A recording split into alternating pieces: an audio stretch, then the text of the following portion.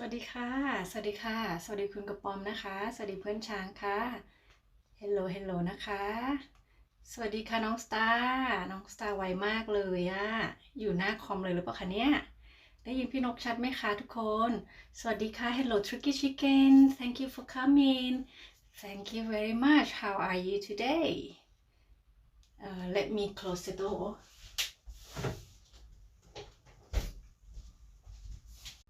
Let me close the door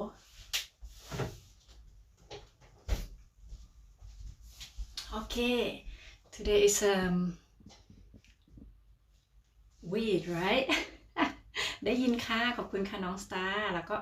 น้องอะไรนะพี่นกจำชื่อไม่ได้นะคะ ขอบคุณมากนะคะ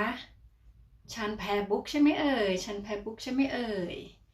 นะคะสวัสดีครับพี่นกนะครับมาทันเฝ้าพี่นะครับโอเคค่ะ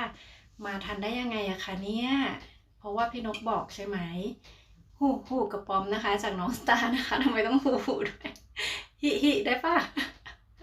ไก่งวงดีครับนะคะไก่งวงไหนไก่งวงไก่งวงคือน้องชานเหรอทักทุกคนนะคะจากน้องสตาร์นะคะน้องทำงานไปฟังไปนะพี่ได้ครับผมวันนี้พี่นกก็เป็นวันแรกที่พี่นกจะมาแปลกด้วยนะคะพี่นกจะไม่มานั่งคุยเฉยๆนะเพราะพี่นกลืมรีดผ้าให้ลูกด้วยนะคะกางเกงลูกไม่มีใส่ไปโรงเรียนแล้ว วันนี้ก็เลยจะเอาที่รีดผ้ามาด้วยนะคะทุกคนก็ต้องขออภัยนะคะที่จะคุยไปด้วยเนาะแล้วก็รีดผ้าไปด้วยนะคะน้องชันก็เลยมาประเดิมไลฟ์แรกที่พี่นกก็จะต้องทำงานไปด้วยนะคะน้องฉายโอ้ขอบคุณนะคะขอบคุณนะคะน้องฉายนะคะ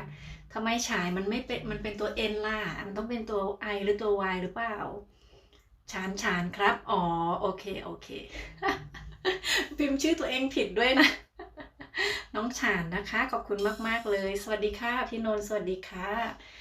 อินะคะคนน้องสตาร์ก็มาหุนะคะ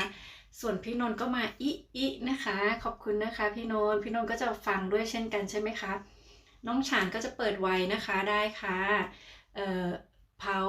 อะไรนะเผาลูกค้า2โต๊ะครับที่ร้านโอเคได้ครับแล้วก็พี่นนท์ก็มีร้านเช่นกันนะคะก็จะเปิดไว้เช่นกันนะคะก็มาอิแล้วก็ไปนะคะไปทำงานส่วนน้องฉานก็มาทักทายแล้วก็ไปทำงานเช่นกันนะคะเดี๋ยวน้องสตาร์ก็มาหุแล้วก็ไปทำงานใช่ไหมส่วนเพื่อนช้างนะคะก็ส่งสติกเกอร์มาแล้วก็จะไปนอนใช่ไหมคะ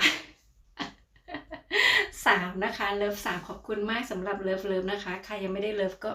ช่วยเลิฟให้นิดนึงนะคะถ้าลืมนะคะถ้าไม่ลืมแต่ไม่ได้เลิฟก็ไม่เป็นไรนะคะไม่ว่ากันเนาะอยู่กับเรากี่คนนะคะตอนนี้โอเคนกจะเปิดเครื่องนี้นะคะรู้ทันตลอดเลยนะคะพี่นนท์ว่าอย่างนั้นนะคะเรารู้จักกันเราก็ต้องคบกันแล้วก็เรียนรู้กันไปด้วยนะคะไม่ใช่คบกันเฉยๆนะคะเราก็เรียนรู้กันไปนะคะแล้วเราก็จะรู้จักกันมากขึ้นไงคะพี่นนท์ไม่ใช่รู้จักอย่างเดียวนะคะต้องเรียนรู้กันไปด้วยนะคะจำกันด้วยนะคะน้องเป็นลูกน้องครับพี่ เป็นอะไรก็ได้ทั้งนั้นนะคะขอให้ดีก็พอเนาะทำหน้าที่ของเราให้ดีนะคะแล้วเราก็จะได้รับแต่สิ่งดีๆเนาะเดี๋ยวเจ้านายไล่ออกนะคะกัดเล่นบ่อยๆได้จ้าทำงานจ้าทำงานทำไปคุยไปแค่มาเฝ้าก็ดีใจแล้วนะคะทุกคนสวัสดีค่ะพี่ดาวก็น้องนกจ๋านะคะแล้วก็พี่ดาวก็สวัสดีน้องชาญด้วยนะคะเป็นยูทูบเบอร์ต้องอดทนนะคะจากเพื่อนช้างนะคะคุณกระปอมก็บอกทุกๆคนนะเป็นยูทูบเบอร์ต้องอดทนเห็นไหมคะนี่พี่นกก็อดทนพี่นกก็ต้องทำงานไปไลฟ์ไปด้วยนะคะหรือมันจะทำได้หรือเปล่าก็ไม่รู้นะเพราะว่ามันจะไม่มีสตินะคะต้องหากางเกงลูกก่อนเพราะว่าเมื่อคืนลืมนะคะมัวแต่ไปเฝ้าไลฟ์เพื่อนลืมรีดผ้าค่ะเมื่อเช้าลูกเลยไปกางเกงยับนะคะเดี๋ยวลูกไล่ออกจากการเป็นแม่นี่แย่เลยนะคะเหมือนน้องฉานเนาะน้องฉานไปทำงานก่อนนะคะพี่ดาวก็ขอบคุณมากๆนะคะพี่ดาวพี่ดาวก็เป็นคุณแม่เหมือนกันเนาะก็ต้องมีเรื่องทำเยอะนะคะแล้วก็พี่ดาวสวัสดีพี่นนท์ด้วยนะคะพี่แบมสวัสดีค่ะเจอพี่แบมเมื่อกี้นะคะพี่แบมก็ตามเข้ามาเป็นกำลังใจให้กันเลยขอบคุณมากๆนะคะ 4 ล้านเลิฟนะจ๊ะน้องนกขอบคุณมากๆค่ะแล้วเดี๋ยวนกจะตามกลับไปนะคะยินดีต้อนรับด้วยนะคะแล้วก็ขอบคุณมากๆเลยนะคะที่มากันอย่างไวเลยค่ะเจอกันเมื่อกี้เองเนาะนะคะโหมากันปุ๊ดปุ๊ดปุ๊ดปุ๊ดเลยนะคะอ่านไม่ทันนะตื่นเต้นมากเลยเนี่ยพี่ดาวก็สวัสดีน้องสตาร์ด้วยนะคะพี่แมวสวัสดีค่ะสวัสดีค่ะขอบคุณนะคะพี่แมวก็เอ่อเป็นคุณแม่แล้วเช่นกันนะคะอะไรนะคะเช้านะใช่ไหมคะลูกอ๋อน้องแพรรี่นะคะเดี๋ยวพี่นกอ่านเลยปะเนี่ยดูซิแล้วเราจะรีดผ้าได้ไหมเนาะพี่แบมก็สวัสดีจ้าทุกบ้านด้วยนะคะใครยังไม่รู้จักพี่แบมนะคะก็ทำความรู้จักกันเนาะพี่แบมนะคะที่บ้านนกก็จะปูเสื่อให้เพื่อนๆทุกคนได้นั่งคุยกันแบบสบายๆนะคะแล้วก็มีน้ำชากาแฟไว้คอยเสิร์ฟด้วยนะคะถ้าพี่แบมอยากได้อะไรเป็นพิเศษก็บอกได้นะคะมีทั้งมีเครื่องดื่มทุกชนิดนะคะมีทุกชนิดเลยนะคะถ้าจะเอาของที่เป็นเอกลักษณ์ของสกอตแลนด์ก็จะต้องเป็นวิสกี้นะคะพี่แบมเดี๋ยวนะคะเราขอดูอีกเครื่องหนึ่งเพราะว่าเครื่องนี้มันจะแบบปืดมากเลยนะคะจับไม่ทันเลยค่ะถึงไหนนะคะถึงไหนน้องแพรรี่นะคะสวัสดีพี่นกด้วยนะคะขอบคุณนะคะน้องแพรรี่ก็รีดผ้าแล้วเมื่อเช้าสู้ๆนะคะเมื่อคืนพี่นกลืมนะคะก็เลยต้องคิดว่าเฮ้ยจะทำยังไงนะคะก็เลยคิดว่าเอามารีดด้วยแล้วก็คุยกับเพื่อนไปด้วยเลยนะคะพี่แมวก็สวัสดีพี่ดาวค่ะพี่ดาวสวัสดีพี่เพื่อนช้างนะคะพี่จำสวัสดีค่ะสวัสดีค่ะพี่จำทานข้าวเย็นหรือยังนะคะเพิ่งถึงห้องใช่ไหมเอ่ยพี่แมวสวัสดีพี่แบมนะคะพี่แบมสวัสดีน้องแพรรี่ด้วยค่ะเห็นนะคะน่าจะรู้จักน้องแพรรี่กันแล้วเนาะกันทุกคนเนาะนะคะพี่ดาวก็สวัสดีพี่แมวนะคะเสียงชัดภาพชัดนะคะพี่แมวสวัสดีพี่จำนะคะพี่แมวก็สวัสดีเพื่อนช้างคุณกระปอมนะคะแล้วก็พี่จำสวัสดีพี่ดาวนะคะพี่แมวสวัสดีทุกบ้านเลยนะคะพิมพ์ก็เหนื่อยพูดก็เหนื่อยเนาะพี่จำก็สวัสดีน้องดาวนะคะพี่แมวสวัสดีทุกบ้านนะคะโอ้ยหาเงินได้วันละ0.25ก็เยอะนะคะ0.25นี่ก็เป็นก็เยอะแล้วถูกไหมคะเพราะว่านกเคยได้ยินมาว่ามันไม่ง่ายเลยใช่ไหมคะเพื่อนช้างที่จะได้เหรียญแต่ละเหรียญเนาะใช่ไหมเอ่ยนกก็ไม่เคยมีประสบการณ์นะคะไม่แน่ใจแต่ว่าได้ยินเพื่อนๆพูดกันนะคะว่ามันไม่ง่ายเลยเนาะมันน่าจะยากกว่าการทำชั่วโมงอีกใช่ไหมคะพี่จำก็สวัสดีพี่แมวด้วยนะคะสวัสดีค่ะพี่แพนนะคะแม่น้องคุณนะคะสวัสดีนะคะพี่แพนก็แม่ลูกอ่อนเหมือนกันนะคะวันนี้นกจะขออนุญาตเอาผ้ามารีดด้วยนะคะแล้วก็คุยกับเพื่อนๆไปด้วยนะคะเพราะว่าหน้าที่คุณแม่บกพร่องไปนะคะเมื่อคืนลืมรีดผ้าค่ะลืมได้ยังไงก็ไม่รู้นะคะปกติไม่เคยลืมเลยพี่ดาวสวัสดีพี่จำด้วยนะคะแล้วก็สวัสดีน้องแพรรี่นะคะสวัสดีพี่แบมด้วยค่ะแม่น้องคุณก็บอกน้องนกนะคะขอบคุณนะคะพี่จำก็บอกว่าน้องดาวไม่ไลฟ์เหรอครับพี่ไปหาเมื่อกี้ไม่เห็นนกเข้าใจว่าพี่ดาวน่าจะยังมีปัญหาเรื่องเน็ตอยู่ใช่ไหมคะเพราะว่าไม่เห็นพี่ดาวไลฟ์ตั้งแต่ที่พี่ดาวตกเวทีไปเมื่อคืนนะคะก็ยังไม่เห็นพี่ดาวเลยคิดว่าคืนนี้พี่ดาวน่าจะไลฟ์ใช่ไหมคะพี่ดาวช่วยมาการันตีหน่อยว่านกพูดถูกหรือเปล่านะคะพี่จำก็กินข้าวครับนะคะโอเคค่ะเดี๋ยววิ่งผ่านน้ำอีกหรือเปล่าคะวันนี้หนาวหรือเปล่าคะที่เมืองไทยนะคะพี่แมวก็หัวใจพลัสมา2 ดวงนะคะพี่แบมก็อะไรน่ะย้อแปลว่าอะไรคะย้อเป็นภาษาเหนือหรือเปล่าคะพี่แบมก็บอกว่าน้องแมวสวัสดีจ้านะคะพี่หมวยสวัสดีค่ะพี่หมวยพี่ไลของเรานะคะก็สวัสดีคุณนกนะคะขอบคุณนะคะพี่หมวยวันนี้นกก็จะขออนุญาตเอาผ้ามารีดด้วยนะคะไม่รู้จะเป็นยังไงเนอะเพราะว่าบางทีคุยไปแล้วมันทำอะไรไปมันนกไม่ค่อยถนัดนะคะถึงแม้ว่านกจะเป็นคนชอบทำอะไรหลายๆอย่างในเวลาเดียวกันแต่ว่าเวลาคุยอะเวลาไลฟ์นกไม่เคยทำอะไรไปด้วยเลยใช่ไหมคะถ้าทุกคนสังเกตแต่วันนี้นกคิดว่านกจะต้องลองดูนะคะว่านกจะทำได้ไหมเนี่ยนกเปิดเตารีดไว้แล้วนะคะพี่นนท์ก็สวัสดีพี่นนท์ก็แอบนะคะหัวใจแล้วก็ YouTube มาด้วยนะคะขอบคุณมากๆนะคะพี่นนท์มาคุยไม่ได้ก็ยังมาเฝ้านะคะขอบคุณนะคะ พี่แบมก็สวัสดีพี่จำด้วยนะคะแล้วก็สวัสดีน้องดาวนะคะพี่จำก็ดีครับป้าแบมนะคะแบมหรือแบมนะคะนกพูดผิดใช่ไหมเอ่ยเอ่อพี่แบมก็สวัสดีพี่แพนนะคะแม่น้องคุณด้วยนะคะพี่แมวก็ให้หัวใจ plus มาขอบคุณมากนะคะส่วนพี่แบมก็สวัสดีกระปอมนะคะแล้วพี่หมวยเลิฟ7ขอบคุณมากๆค่ะดีเรสสวัสดีครับนะคะสวัสดีค่ะดีเรสขอบคุณมากๆนะคะสวัสดีครับพี่นกนะคะจากดีเรสนะคะพี่แบมก็สวัสดีน้องแพรรี่ด้วยนะคะแล้วก็เพื่อนช้างนะคะถ้าคลิปหลักพันวิวขึ้นทุกคลิปน่าจะได้เดือนละ30เหรียญเลยละคะอ๋อเดือนละนะคะเดือนละ30เหรียญถ้าคลิปหลักพันวิวขึ้นทุกคลิปโอ้โหอืมมันมีโอกาสเป็นไปได้ไหมคะว่าจะเป็นหลักพันทุกคลิปอะนกว่ามันเป็นไปได้แต่ว่าช่องนั้นน่าจะมีผู้ติดตามที่เยอะมากเป็นแสนอย่างนี้หรือเปล่าคะเนาะเพราะว่าไม่งั้นจะพันขึ้นทุกคลิปนี่เป็นแสนหรือเป็นหมื่นเนาะได้เดือนละ30เหรียญโอ้โหแค่นั้นเองใช่ไหมมันไม่เยอะใช่ไหมที่เพื่อนช้างจะบอกคุณดีเรกก็สวัสดีครับพี่ๆทุกคนด้วยนะคะพี่แมวสวัสดีพี่หมวยค่ะพี่แบมก็สวัสดีน้องชานนะคะน้องชานก็ไปทำงานนะคะเฝ้าไว้นะคะแล้วก็พี่แบมก็สวัสดีพี่นนท์ด้วยพี่นนท์ก็เช่นกันนะคะก็ไปทำงานเช่นกันค่ะเเพื่อนชานก็บอกรีดรีดรีดยังได้เสร็จสักตัวยังไม่ได้เลยจับอยู่นี่ค่ะจับอยู่นี่ทักทายทุกคนก่อนนะคะพี่แบมก็สวัสดีนะคะ so แบมคณิตอะไรนะคะกสิราใช่ไหมคะแบมกสิรา lifestyle say hello to tricky kitchen if you still here so hello from แบมนะคะพี่ดาวบอกว่าจะขึ้นอยู่ค่ะแต่ไม่รู้จะขึ้นได้หรือเปล่าก็ลองได้นะคะพี่ดาวลองดู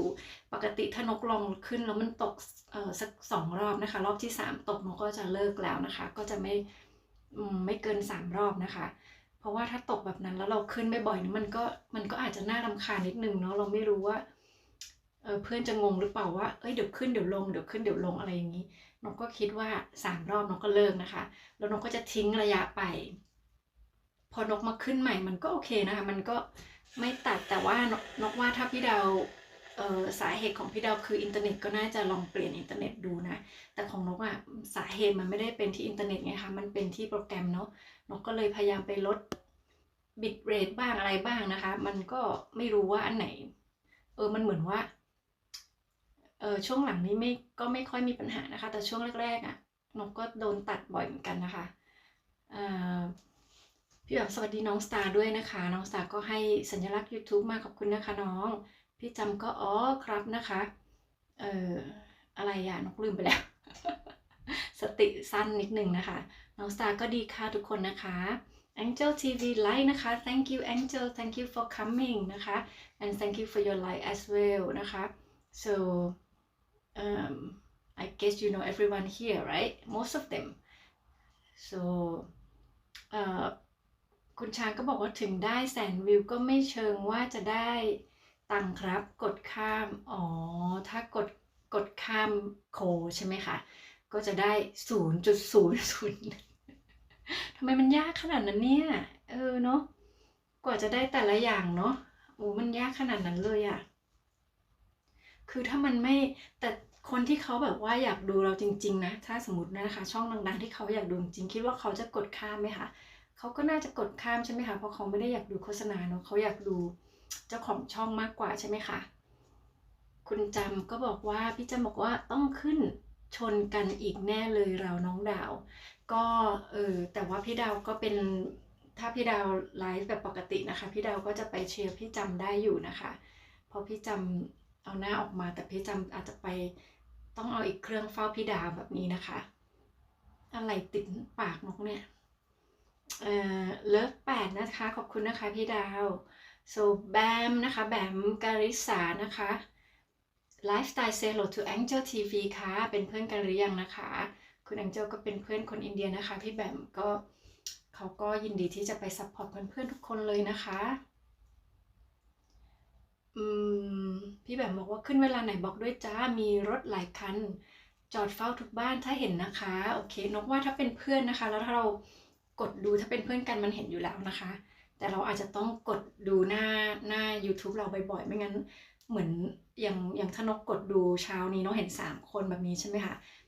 แล้วเกิดมีคนที่ขึ้นที่หลังอีกเนี่ยแล้วเราไม่ได้เห็นนะคะถ้าเราไม่ได้กดดูใช่ไหมคะก็ต้องกดดูบ่อยๆเรื่อยๆนะคะแล้วถ้าเป็นเพื่อนกันก็ไม่น่าพลาดอยู่แล้วนะคะพี่แบมบอกว่าดันสู้ๆจ้าขอบคุณนะคะพี่แบมขอบคุณพี่แบมมากๆเลยนะคะ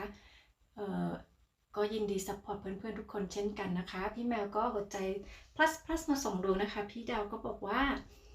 พี่จำนะคะไม่เป็นไรจ้าเดี๋ยวดาวเอาหลังเล็กไปเฝ้าค่ะโอเคค่ะเห็นไหมคะก็มีคนละหลัง2 หลังเนาะอย่างน้อยทุกคนก็จะต้องมี2 หลังเป็นอย่างน้อยใช่ไหมคะบ้าน2 หลังรถ2 คันเนอะดีอะเตารีดก็เรียกแล้วนะคะพี่จำบอกว่าพี่จะไม่ได้เฝ้าน้องดาวครับไม่เป็นไรค่ะพี่จำก็ไปย้อนหลังได้นะคะไปย้อนหลังได้นะคะปกติถ้านกไปไม่ทันใครนกก็จะไปย้อนแบบนี้นะคะเพราะว่ามันก็มันไม่สามารถที่จะตามได้แบบเป๊ะๆทุกคนนะคะมันต้องมีแบบเจอบ้างย้อนบ้างแบบนี้นะคะก็ช่วยกันไปนะคะเพื่อนช้างบอกว่าจะว่ายากก็ไม่ยากครับถ้าคลิปปังก็นั่นไงค่ะ ก็มันยากตรงคลิปปังนี่แหละเพื่อนก็คือแบบเนาะเราไม่รู้ได้ไงว่าคลิปเราจะปังไหมอ่ะเนาะจะปังเมื่อไหร่ก็ไม่รู้ไงแล้วมันก็คงไม่ง่ายที่จะทำให้คลิปมันปังอ่ะเนาะพี่อ้อยสวัสดีค่ะสวัสดีนะคะพี่อ้อยขอบคุณมากๆนะคะพี่อ้อยยินดีต้อนรับเข้าสู่ไลฟ์ของนกสกอตไลฟ์นะคะพี่อ้อยก็แอบแล้วล่ะค่ะเนี่ยพี่อ้อยไม่นั่งก่อนนะคะนั่งก่อนนกปูเสือไว้ให้นะคะเพื่อนช้างบอกคลิปผมไม่ค่อยมีคนดูเองคลิปคุณภาพต่ำไม่ค่อยมีคนดูเองเหรอคะแบบหมายความว่าไม่ค่อยมีคนดูเองอย่างนี้หรือเปล่าคะแต่ปกติเวลาเล่นเกมนี่คนก็เยอะนะคะใช่ไหมคะคนจะดูเยอะมากกว่าคลิปปกติหรือเปล่าเวลาไลฟ์นะคะคนชอบเล่นเกมอ่ะพี่อ้อยสวัสดีทุกคนด้วยนะคะจากพี่อ้อยนะคะผมไม่ได้รีดวันนี้ผม รีดสิรีดดูเมื่อกี้เตารีดก็ลองแล้วนะคะนี่เพื่อนช้างเขายังเตือนด้วยนะคะรีดค่ะได้รีดนะคะแพรรี่นั่งเฝ้าจ้าเลิฟขอบคุณนะคะน้องแพรรี่นะคะก็วันนี้แฮปปี้เบิร์ธเดย์น้องมีอาด้วยนะคะน้องแพรรี่นะคะพี่นกไปเกือบไม่ทันนะคะไปน้องก็ลงพอดีเพื่อนช้างก็ระวังมือด้วยเตารีดมันร้อนนะคะจะเอาระวังอยู่ค่ะเดี๋ยวก็เห็นกันนะคะถ้าเกิดนกขึ้นมาอย่างนี้นะคะก็ช่วยกันด้วยนะคะสวัสดีทุกบ้านจากพี่แมวนะคะคนที่ผ่านแล้วคลิปปังมีเยอะแยะนะคะแต่ผมไม่ปังเองมันไม่รู้ได้นะคะมันไม่รู้ได้นกเชื่อว่าแบบทุกคนนั่นแหละนกเห็นทุกคนเลยเริ่มรีบแล้วนะคะนกเห็นทุกคนน่ะเวลาปังก็ไม่รู้ตัวนะคะไม่รู้ตัวว่าจะปังมันปังมันก็ปังเลยแล้วมันก็ยาวเลยนะคะทีเนี้ยทำอะไรไม่ถูกเลยนะคะบางทีเจ้าของบ้านก็ช็อกไปซะก่อนนะคะไม่ทำคลิปต่อ เดี๋ยวมันก็ปังนะคะเพียงแต่เราไม่รู้เมื่อไหร่นะคะมันจะปังก่อนหรือว่าเราจะเลิกก่อนเท่านั้นเองนะคะพี่แมวก็นกรีดผ้า รีดค่ะรีดโอเคค่ะใกล้แล้วค่ะพี่จำก็บอกว่าผมไปได้ทีละบ้านนะครับแต่ถ้าอยู่ที่ทำงานใช้คอมไปเฝ้าโอเคค่ะไม่เป็นไรค่ะพี่จำทุกคนก็มีเขาเรียกอะไรนะคะเหตุปัจจัยแต่ละไม่เหมือนกันเนาะบางคนก็เป็นแม่บางคนก็เป็นนักเรียนนะคะบางคนก็ต้องเรียนหนังสือบางคนก็ต้องทำงานบ้านบางคนก็ต้องทำงานประจำนะคะบางคนก็สารพัดนะคะก็เขาเรียกว่าอะไรก็ต้องปรับไปนะคะปรับกันไปดูนกสิปกติน้องไม่เคยไลฟ์เรารีดผ้าไปด้วยเลยนะคะน้องก็ต้องปรับตัวนะคะเพราะว่าไม่อยากเขาเรียกอะไรไม่อยากบกพร่องในหน้าที่นะคะแม่แล้วก็ในหน้าที่ที่ต้องออกมาไลฟ์ด้วย ก็ปรับกันไปนะคะตอนแรกไม่เคยทำอะไรเวลาไลฟ์นะคะได้แต่นั่งคุยกับเพื่อนๆนะคะวันนี้ก็ลองเอาผ้ามารีดนะคะจะได้ไม่พลาดอีกนะคะเพราะเดี๋ยวคืนนี้ก็ไปเฝ้าเพื่อนก็จะได้ไม่ลืมด้วยนะคะ สวัสดีจ้าสวัสดีค่ะน้องหมอนนะคะน้องหมอนทองพากินพาเที่ยวของเรานะคะก็ประสบความสำเร็จไปแล้วนะคะอีกขั้นหนึ่งนะคะก็ยินดีกับน้องหมอนด้วยนะคะน้องหมอนก็ขยันทำคลิปนะคะตอนนี้พี่แบมก็บอกว่าป้าแบมนะคะเพิ่งเห็นพี่ๆสอนในคลิปจ้าใช้คอมเปิดกดบวกใช่ไหมคะเพิ่มหน้า Google เข้า YouTube ใหม่ที่ทีละใช่ไหมคะทีละ4บ้านได้อยู่จ้าทีละ4บ้านหมายถึงกดกระดิ่งหรือเปล่าคะถ้าเพราะว่ามีคนบอกว่าถ้ากดอันนั้นนกไม่เคยเจอนะคะเพราะว่าถ้ากดกระดิ่งแล้วมันจะคือมันเยอะไงพอเพื่อนเยอะใช่ไหมคะมันก็ลันไปเนอะมันก็ไม่เห็นทุกคนอยู่ดีนะคะนกคิดว่านกใช้วิธีที่เข้าไปดูเรื่อยๆนะคะก็จะเห็นเพื่อนที่ขึ้นมาไลฟ์ใหม่ตามมาแล้วแต่เวลาที่เราสะดวกด้วยนะคะถ้าเราไม่สะดวกเราก็ไม่ต้องเข้าไปเลยนะคะเพราะว่าบางทีมันก็จะ มันก็จะลำบากนะคะทั้งสองฝ่ายนะคะถ้าเราไม่สามารถเข้าไปดูไปเฝ้าได้แบบนี้นะคะพี่แมวก็หัวใจมานะคะน้องหมอนสวัสดีทุกคนด้วยนะคะพี่ดาวก็ให้สัญลักษณ์ YouTube มานะคะพี่ดาวใกล้ยังไม่รู้นะคะพี่ดาวก็น่าจะใกล้แล้วนะคะพี่จำก็ครับป้าแบมนะคะน้องหมอนก็สวัสดีป้าแบมด้วยค่ะแล้วก็สวัสดีพี่อุ่มพี่จำนะคะพี่จำด้วยนะคะพี่แบมก็บอกว่าน้องหมอนทองพากินพาเที่ยวสวัสดีจ้านะคะดีใจมากๆเลยนะคะที่เพื่อนๆส่วนมากจะรู้จักกันอยู่แล้วเนาะอันนี้มันร้อนหรือมันไม่ร้อนเนี่ย เห็นไหมคะเวลาไม่มีสตินะรีดผ้าไปก็ไม่เปิดไฟอ่ะ นั่งรีดสักนกจะไลฟ์สัก2 ชั่วโมงใช่ไหมคะรีดไป2 ชั่วโมงก็จะได้ตัวนี้ตัวเดียวนะไม่เรียบสักทีนะคะสงสารลูกมากเลยวันนี้ใส่กางเกงยับไปโรงเรียนนะคะตอนแรกเขาบอกว่าไม่เป็นไรเดี๋ยวเขาจะเอากางเกงขาสั้นนะคะใส่กางเกงขาสั้นไปแต่ว่าอากาศมันเย็นนะคะตอนนี้มันไม่ใช่หน้าร้อนแล้วใส่กางเกงขาสั้นมันไม่ไหวนะคะนกเลยบอกว่าโอเคงั้นลองใส่ขาสั้นไปแล้วเดี๋ยวถ้าหนาวก็กลับมาเปลี่ยนนะคะเขาก็บอกไม่เป็นไรเขาใส่ขายาวที่ยับแล้วกัน กลัวหนาวนะคะกลัวหนาวแต่ปากเลยบางทีเขาบอกเขาไม่หนาวแล้วเขาไม่หนาวแต่เขาหนาวนะคะกางเกงขาสั้นจะใส่ได้ยังไงเพราะว่าเวลาใส่เสื้อนะคะเสื้อกล้ามนะคะแล้วก็เสื้อเทอร์โมนะคะที่มันแบบกันหนาวได้มากๆนะคะแล้วก็ทับเสื้อนักเรียนไปนะคะเป็นโปโลแล้วก็ยังใส่จัมเปอร์ข้างนอกนะคะที่เป็นผ้าหนาๆแล้วก็แจ็คเก็ตอยู่4-5 ชั้นน่ะว่าง่ายๆ4-5 ชั้นนะแล้วจะมาใส่กางเกงขาสั้นเนาะตลกไหม อะไรนะคะระวังนะคะเตารีดจะโดน ขอบคุณค่ะป้าแบงไม่โดนอันนี้ใช้ความชำนาญนะคะต้องใช้ความชำนาญเดี๋ยวขยับเตารีดเดี๋ยวนกหลุดเฟรมไปนะคะอะไรนะคะอ้อยเปิดไว้นะคะได้ค่ะพี่อ้อยขอบคุณมากๆนะคะพี่ดาวบอกว่าพี่เฝ้าตลอดนะคะน้องนกเปิดไว้ในคอมหลายบ้านเลยค่ะพี่เตรียมตัวขึ้นก่อนค่ะโอเคขอบคุณนะคะพี่ดาวพี่ดาวไลฟ์นานอยู่ใช่ไหมคะเดี๋ยวนกจะไปเปิดตามอีกทีนะคะมีคอมมันก็ดีอย่างเงี้ยเนาะมีคอมมันก็ดีอย่างนี้นะคะไปเฝ้าเพื่อนได้เยอะดีนะคะถึงไหนนะคะพี่ช้างสวัสดีค่ะกัปตันช้างนะคะแจ็คสเปโร่นะคะสวัสดีแล้วก็ขอบคุณมากๆนะคะพี่ช้างที่แวะเข้ามาคุยกันนะคะพี่ช้างดื่มกาแฟก่อนค่ะจะได้ไม่ง่วงนะคะโอ้โหกาแฟเย็นแล้วเนี่ยอะไรนะคะเนี่ยยังไม่ครึ่งเลยจ้าพี่ดาวจริงเหรอพี่ดาวยังไม่ครึ่งเหรออะไรพี่ดาวลองออกมาไลฟ์แบบนกแบบนี้นกว่าแบบนี้ได้เยอะกว่านะคะลองดูสักครั้งหนึ่งนะคะแล้วก็ลองเปรียบเทียบดูเผื่อว่าจะมีทางเลือกเพิ่มขึ้นนะคะพี่ดาวลองดูนะคะเพราะอันนี้นกไม่รู้ว่ามันเป็นเหมือนกันไหมแต่นกสังเกตจากตัวเองนะคะ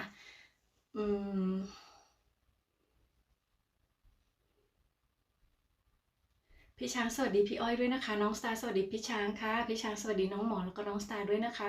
พี่เชสวัสดีค่ะสวัสดีค่ะขอบคุณมากๆนะคะพี่เชวันนี้ก็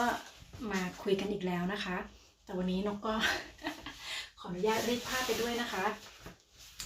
เมื่อคืนบกพร่องไปนิดนึงนะคะพี่แมวก็หัวใจมา2 ดวงนะคะป้าบ่าวเชียงใหม่เนอครับโอเค นึกว่าเหน่อนะคะ นึกว่าจะว่านกพูดเหน่อนะคะ ใครคิดว่านกพูดเหน่อยกมือขึ้นค่ะ ใครคิดว่านกพูดเหน่อยกมือขึ้นเดี๋ยวนี้เลยนะคะ พี่อ้อยก็สวัสดีพี่ช้างด้วยนะคะ พี่ช้างบอกว่าน้องไข่เกิดนะคะ คุณช้างนะคะ ชื่อเดียวกันเลย ก็จะมีพี่ช้างแล้วก็เพื่อนช้างนะคะ กัปตันช้างก็คือพี่ช้างนะคะ ส่วนคุณกระปอมก็คือเพื่อนช้างนะคะ กระปอมไข่เกิดก่อนไก่นี่นะคะ นกว่าไก่มันต้องเกิดก่อนไข่นะคะ ไม่งั้นบางครั้งไข่มันก็เกิดก่อนไก่จริง แต่ว่าถ้านึกถึงไปตอนแบบเริ่มเกิดแบบโลกนี้เลยสิ มันต้องเป็นตัวก่อนไหมอ่ะมันถึงจะไข่ได้อ่ะใช่ไหมคะเป็นตัวเราก็ต้องผสมพันธุ์เราถึงจะมีไข่เนาะไม่งั้นมันก็มีไข่มาไม่ได้หรือเปล่าใช่ไหมขอเถียงนิดนึง พี่จำก็บอกขอตัวนะครับน้องนกทำธุระก่อนครับนะคะขอตัวนะครับทุกคนขอบคุณมากนะคะพี่จำขอบคุณนะคะน้องหมอนก็สวัสดีพี่ช้างด้วยค่ะhey 10 like dear thank you very much pre right precis am I right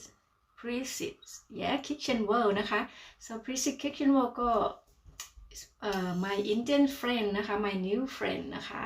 ก็ welcome to my channel and thank you for coming so I hope you are good so please นะคะ say hi to all ค่ะ say hello ทุกคนเลยนะคะน้องหมอสวัสดีพี่อ้อยนะคะแม่นางงามพนะแม่ปลานะคะสวัสดีค่ะแม่ปลาขอบคุณมากๆเลยนะคะดีค่ะเพื่อนนกนะคะอันนี้เป็นอีกช่องของแม่ปลาใช่ไหมเอ่ยนะคะแม่นางงามนะคะไม่ต้องบอกนะคะแม่ปลาก็งามอยู่แล้วนะไม่ต้องบอกทุกคนก็คิดว่าเป็นนางงามนะคะ S2C Channel นะคะ Hi สวัสดีค่ะ S2C นะคะขอบคุณมากๆเลยนะคะที่มาเยี่ยมกันโอ้sorry welcome to my channel S2C and thank you for coming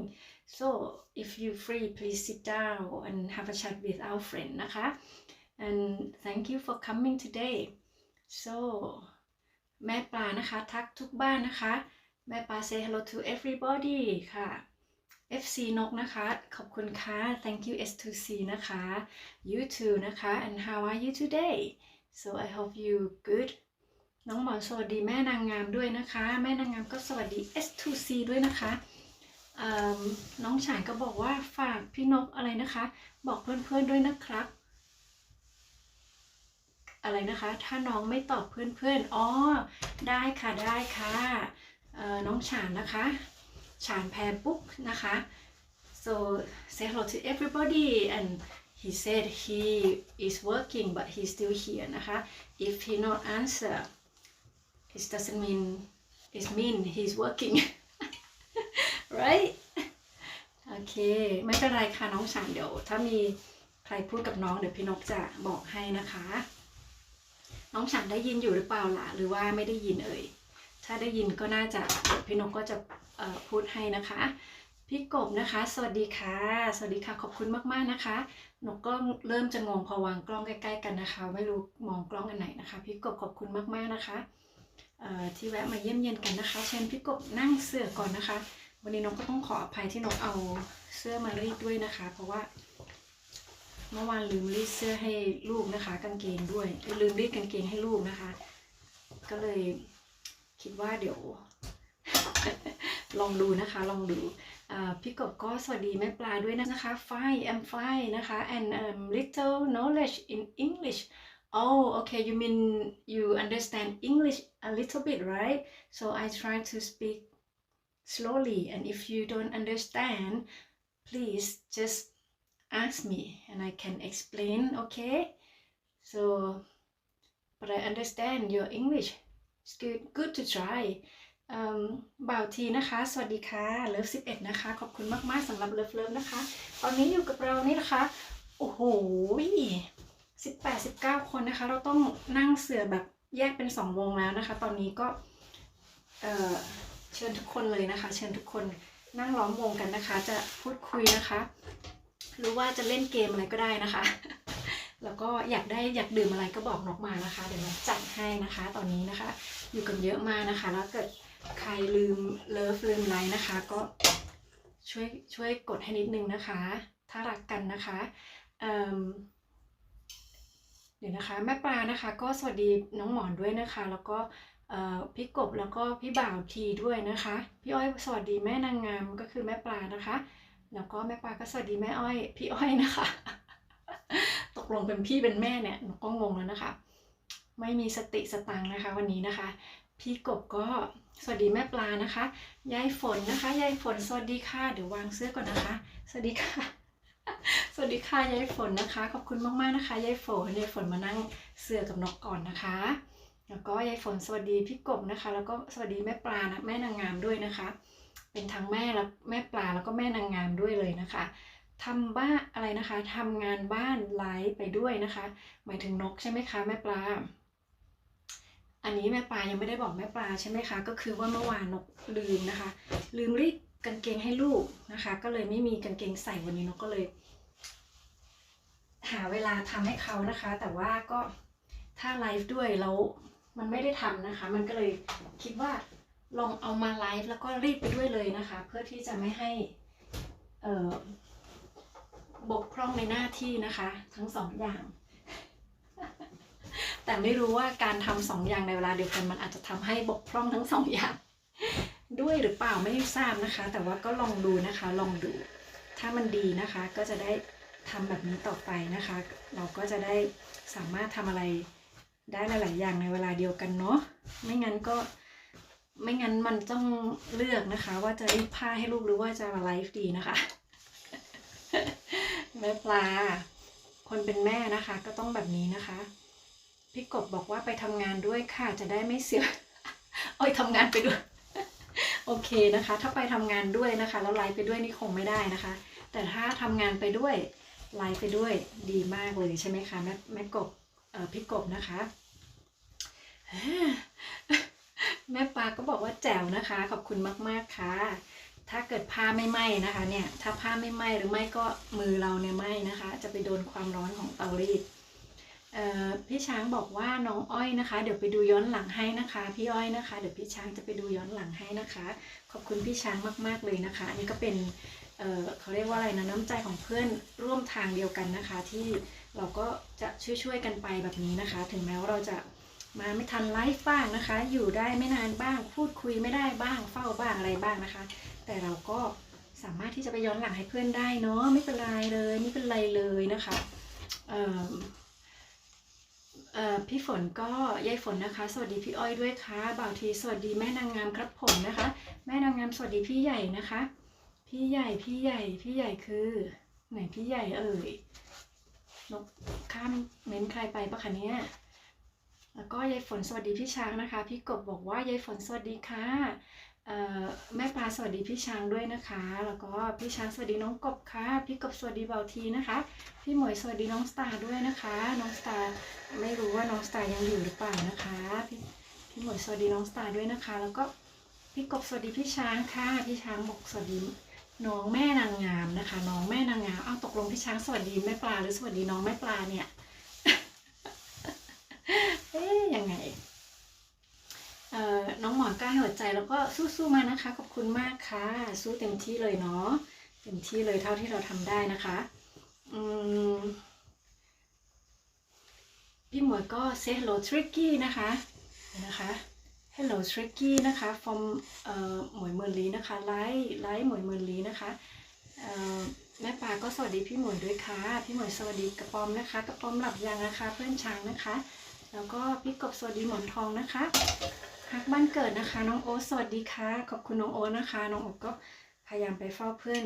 เยอะแยะเหมือนกันนะคะน้องโอ๊ตขอบคุณมากๆเลยนะคะพี่นกสวัสดีนะครับแล้วก็พี่หมวยสวัสดีกระปอมนะคะแม่ปลาบอกว่าระวังผ้าไหม้นะผ้าไหม้ใช่ไหมผ้าไหม้นั่นไงนกก็ต้องระวังเยอะเลยนะคะเวลาทำอะไรที่แบบหลายๆอย่างในเวลาเดียวกันก็ต้องระวังเยอะๆนะคะก็เนาะเดี๋ยวนิ้วจะโดนนิ้วบ้างเดี๋ยวจะผ้าไหม้บ้างนะคะแทนที่ลูกจะมีกางเกงใส่ไปโรงเรียนก็อาจจะเหลือกางเกงไม่พอนะคะต้องรีดบ่อยขึ้นแล้วก็พี่ช้างสวัสดีสไปนอร์เวย์นะคะก็คือยายฝนใช่ไหมคะเดี๋ยวนะคะแล้วก็ พี่บ่าวทีสวัสดีพี่กบค่ะน้องโอ๊ตสวัสดีพี่ทุกบ้านนะครับบ่าวทีก็สวัสดีพี่นางงามนะคะอะไรอ่ะหรือว่าพี่นกงามครับ คือสวัสดีงามอย่างนี้ใช่ไหมคะบ่าวทีสวัสดีพี่นกงามขอบคุณนะคะน้องโอ๊ตสวัสดีพี่ทุกบ้านนะคะพี่กบสวัสดีพี่หมวยด้วยค่ะแล้วก็น้องโอ๊ตสวัสดีพี่หมวยด้วยเช่นกันนะคะพี่หมวยสวัสดีพี่นนท์ค่ะพี่นนท์ไม่รู้พี่นนท์ก็ทำงานอยู่นะคะอันนี้เรียบไหม พี่นนท์ก็ทำงานอยู่นะคะแม่ปลาก็สวัสดีน้องโอ๊ตนะคะดีค่ะคุณนกนะคะเลิฟนะคะสวัสดีค่ะพี่รัฐเยอรมันนะคะพี่รัฐก็เช่นเดียวกับน้องหมอนนะคะประสบความสำเร็จไปอีก1 ขั้นดีใจกับพี่รัฐด้วยนะคะพี่รัฐก็ขยันทำคลิปนะคะพี่รัฐก็มีอะไรทำเยอะมากเลยนะคะดีอ่ะได้ออกได้ทำเยอะนะคะได้มีคลิปเยอะนะคะอิจฉานะคะจะพูดไปก็คืออิจฉานั่นแหละ อิจฉาคนมีอะไรทำนะคะหมายถึงเป็นคลิปนะคะแล้วก็พี่หมวยนะคะสวัสดีพี่แบมด้วยค่ะน้องโอ๊ตก็สวัสดีพี่กบนะคะแม่ปลาสวัสดีพี่รัฐด้วยค่ะพี่รัฐบอกว่าคุณหมวยดีค่ะแม่นางดีค่ะน้องโอ๊ตสวัสดีพี่รัฐด้วยนะคะใครยังไม่รู้จักใครนะคะก็ตามไปทักทายกันได้นะคะแล้วก็นัดกันให้ดีๆหน่อยนะคะพี่หมวยสวัสดีพี่แบมนะคะน้องโอ๊ตสวัสดีพี่กบนะคะแม่ปลาสวัสดีพี่รัฐอันนี้อ่านหรือยังเนี่ยพี่หมวยดีค่ะนะคะจากพี่รัฐนะคะแม่นางดีค่ะจากพี่รัฐค่ะน้องโอ๊ตสวัสดีพี่รัฐนะคะเพื่อนช้างบอกรีดเปลืองไฟ ไม่เป็นไรค่ะเรื่องไฟนกไม่ค่อยนี่เท่าไหร่นะบางทีนะสมัยก่อนนะคะตอนอยู่เมืองไทยเนี่ยนกจะรีดผ้าเนี่ยแค่1 ชั่วโมงนะคะเสร็จหรือไม่เสร็จไม่เป็นไรแต่ขอรีดแค่1 ชั่วโมงเพราะว่าไม่ชอบรีดผ้านะนกจำได้พี่รัฐบอกว่าพี่รัฐชอบรีดผ้ามากก็ถึงบอกพี่รัฐว่าอยากให้พี่รัฐเอาไปรีดให้ทีนะคะน้องไม่ชอบรีดผ้าเพราะว่ามันร้อนนะคะตอนอยู่เมืองไทยอ่ะ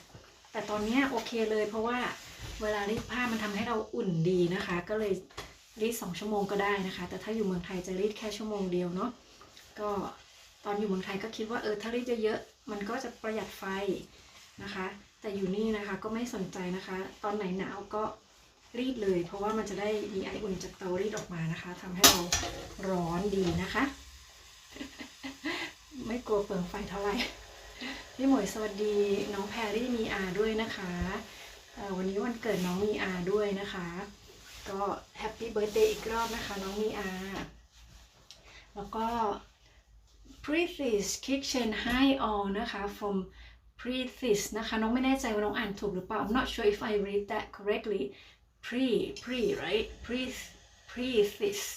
Kitchen World นะคะ say hi to all นะคะ if anyone want to know her should visit her channel so her channel cooking really nice so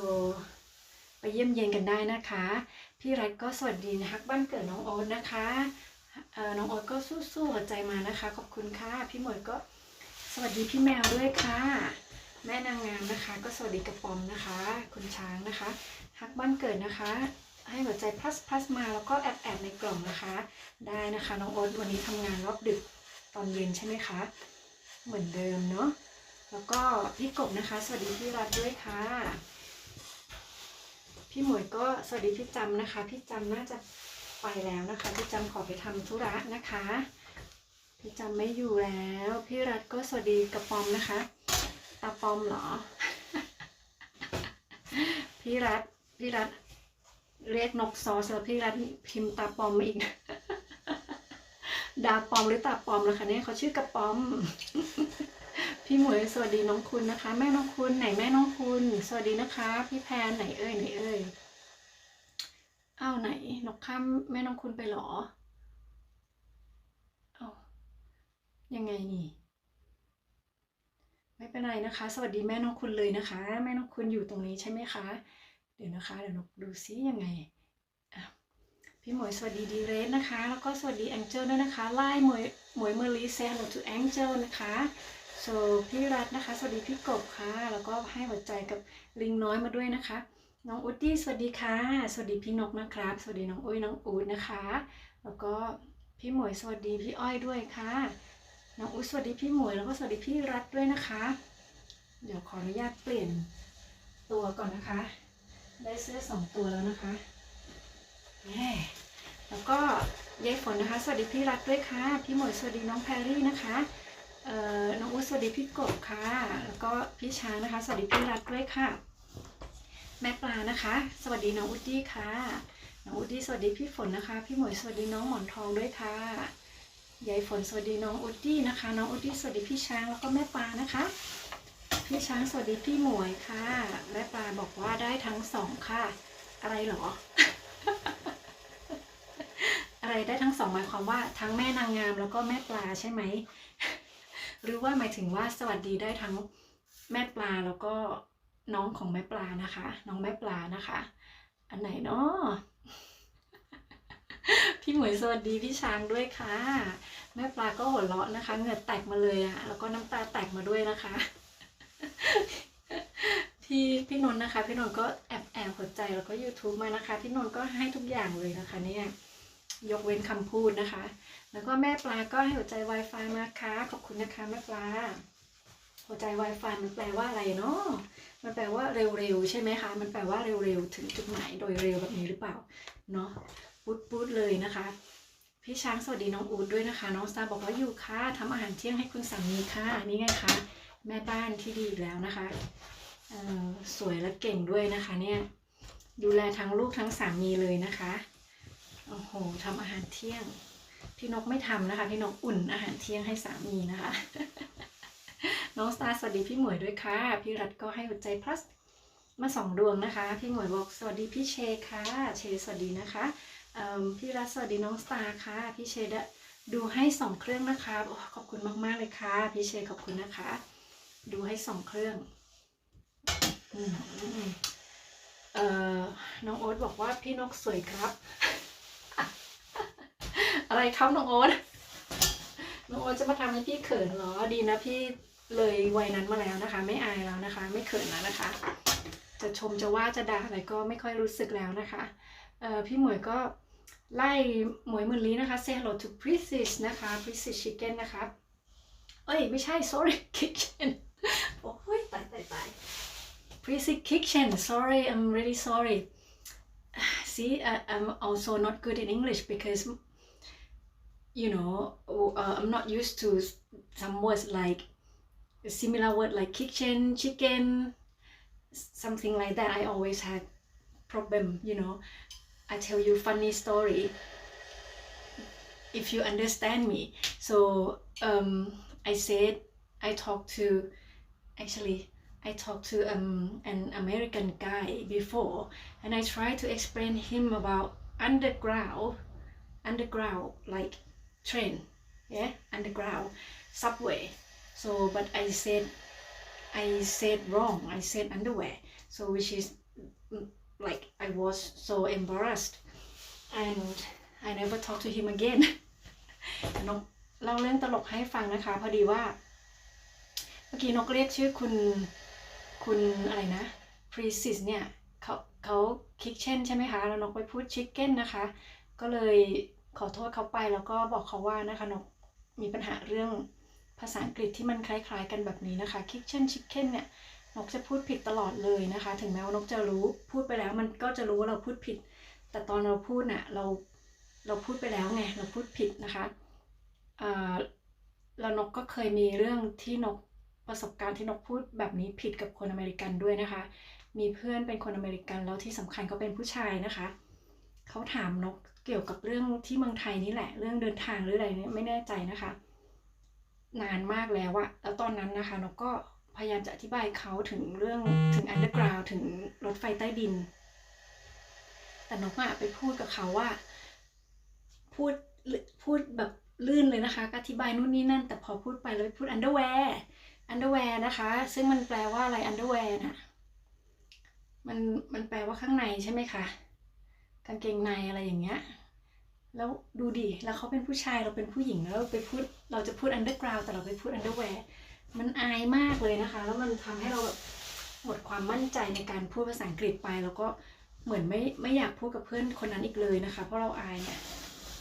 เขาไม่ใช่ผู้หญิงเนาะถ้าเป็นผู้หญิงก็โอเคนะเขาเป็นผู้ชายอ่ะมันก็เหมือนแบบ หน้าแตกอ่ะยายฝนบอกว่าน่าจะไม่ได้รีด รีดอยู่ค่ะรีดอยู่แต่ว่ามันอาจจะช้านิดนึงนะคะมันอาจจะช้ากว่าปกติน้องจะเป็นคนรีดเร็วนะคะแล้วก็รีดแบบปืดก็เสร็จนะคะแต่ว่าวันนี้ก็จะช้านิดนึงนะคะเพราะว่ารีดไปคุยไปรีดซ้ำที่เดิมบ้างรีดแล้วรีดอีกบ้างนะคะเพราะว่าไม่รู้ว่ารีดไปหรือยัง ไม่เป็นไรนะคะยายหมวยก็อย่างน้อยก็ได้ทำ2 อย่างในเวลาเดียวกันเนาะจะช้าหน่อยก็ไม่เป็นไรแต่ว่าไลฟ์นี่จะไลฟ์เลยไม่ได้นะคะต้องไลฟ์2 ชั่วโมงนะคะพี่หมวยสวัสดี S2C ด้วยนะคะพี่หมวยไลฟ์หมวยมือลีนะคะ Say hello to S2C if you still here พี่หมวยก็สวัสดีพี่กบด้วยนะคะน้องซาบอกว่าดีค่ะคุณรัตน์นะคะเดี๋ยวเราขออนุญาตเลือกชิ้นของลูกก่อนนะคะเพราะว่าของลูกสำคัญกว่าของสามีนะคะน้องซาบอกว่าดีค่ะคุณรัตน์นะคะพี่รัตน์ก็ขยันจังรีดผ้าไปด้วยก็เหมือนพี่รัตน์ป่ะ พี่รัตน์ก็ต้องทำอะไรตลอดเลยนะคะพี่รัตน์ก็รีดผ้าพับผ้านะคะกินไปด้วยนะคะเยอะแยะเลยนะคะก็เหมือนตอนพี่รัตน์ไลฟ์นั่นแหละเนาะเราก็เอามาทำเป็นตัวอย่างมาทำเรียนแบบนะคะน้องสตาร์สวัสดีพี่รัตน์นะคะพี่รัตน์บอกขยันจังนะคะน้องโอ๊ตบอกแม่ปลาสวัสดีครับนะคะพี่รัตน์ก็ให้สัญลักษณ์ YouTube มานะคะขอบคุณมากๆนะคะแม่ปลาบอกตัดคลิปนะคะได้ค่ะตัดไปด้วยฟังไปด้วยเนาะนั่งกันตรงนี้ก็ทำนู่นทำนี่ไปนะคะแต่ว่าอยู่เป็นเพื่อนกันนะคะก็ขอบคุณมากๆเลยนะคะพี่รัตน์ก็ให้หัวใจ plus แล้วก็ Wi-Fi มานะคะ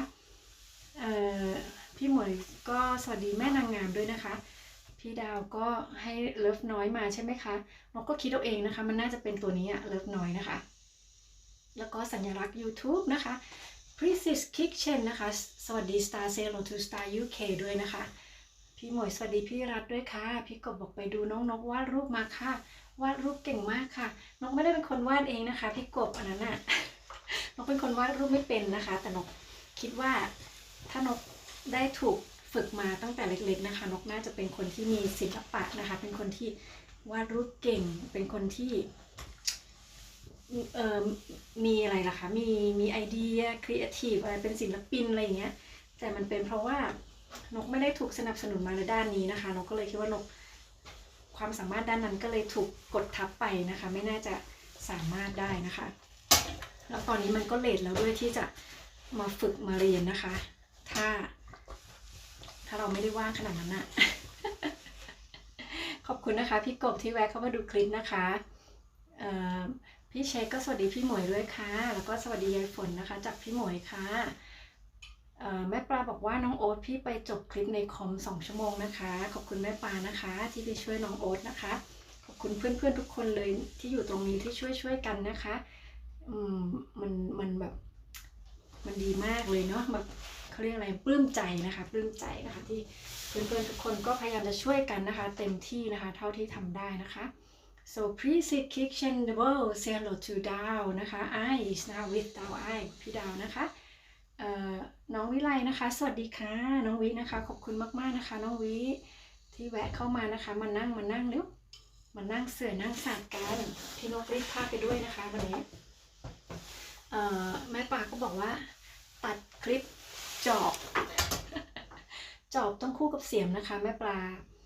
แม่ปลาก็แอบนะคะแม่น้องคุณนี่ไงนกเห็นแม่น้องคุณแล้วทำไมนกเพิ่งเห็นเอ่ยแม่น้องคุณสวัสดีนะคะพี่แพนขอบคุณนะคะพี่แพนให้สัญลักษณ์ YouTube มานะคะน้องสตาร์บอกรีดผ้าทำให้อุ่นอีน้องสตาร์ชอบตลกพี่นกอีกแล้วนะคะตลกพี่นกอีกแล้วนะทำไมชอบแซวเนี่ยก็มันอุ่นจริงๆนะอยู่ในบ้านมันหนาวนะคะในบ้านเนี่ยมันหนาวกว่าข้างนอกอีกถ้าข้างนอกหนาวถ้าข้างนอกไม่หนาวข้างในจะหนาวนะคะเพราะมันไม่โดนแดดพี่หมวยก็สวัสดีน้องวิด้วยนะคะพี่กบสวัสดีน้องสตาร์ค่ะน้องแพรรี่ก็ขอบคุณมากๆนะคะที่อวยพรวันเกิดใช่ไหมคะยินดีมากๆค่ะยินดีมากๆนะคะแล้วก็พี่แมวก็ให้หัวใจ plus มาด้วยค่ะ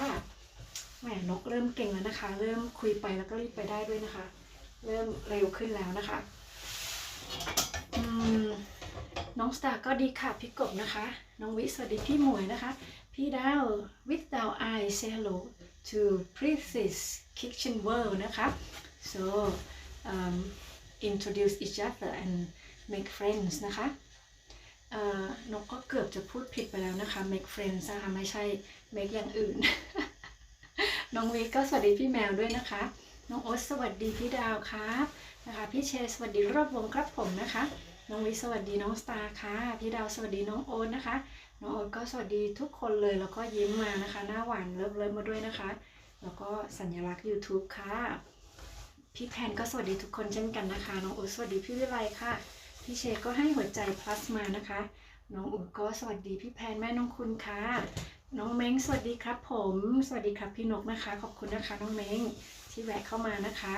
น้องเม้งลงหรือยังเอ่ยนะคะ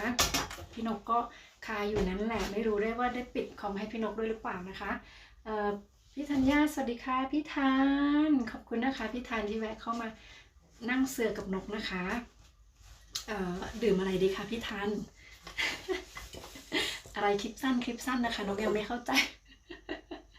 ขอบคุณนะคะน้องอุดี้สวัสดีพี่เชค่ะ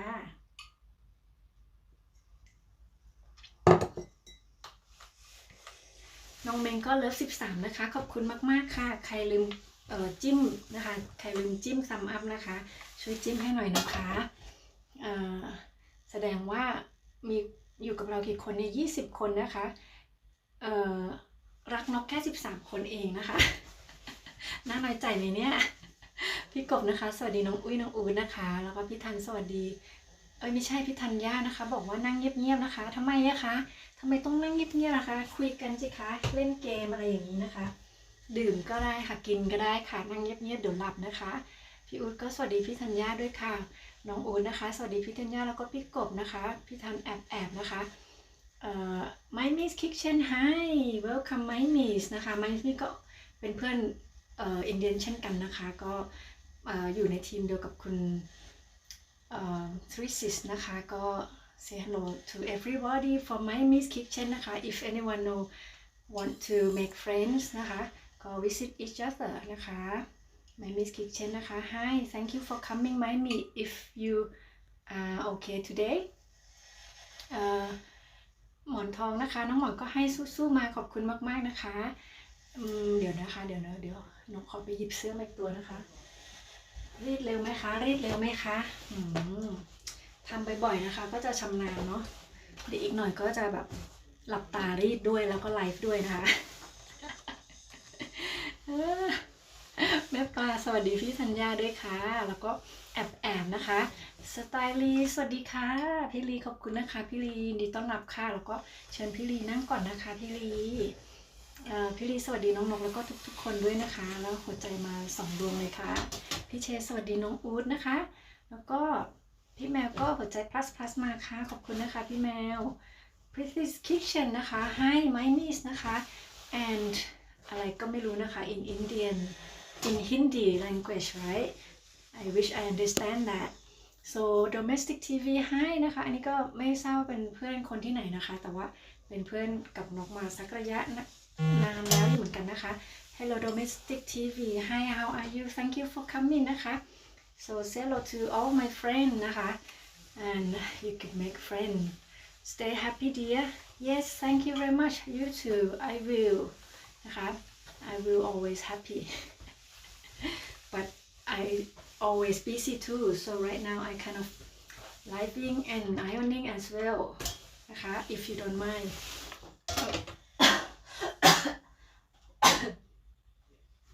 ขออภัยนะคะไม่รู้ว่าไอเตารีดเข้าปากหรือเปล่าเข้าคอน้องฉันก็สวัสดีครับพี่น้องทุกคนนะคะน้องฉันก็ไปทักทายพี่ๆนะคะน้องฉันก็ยังน่าจะยังต้องการเพื่อนๆอีกเยอะเลยนะคะ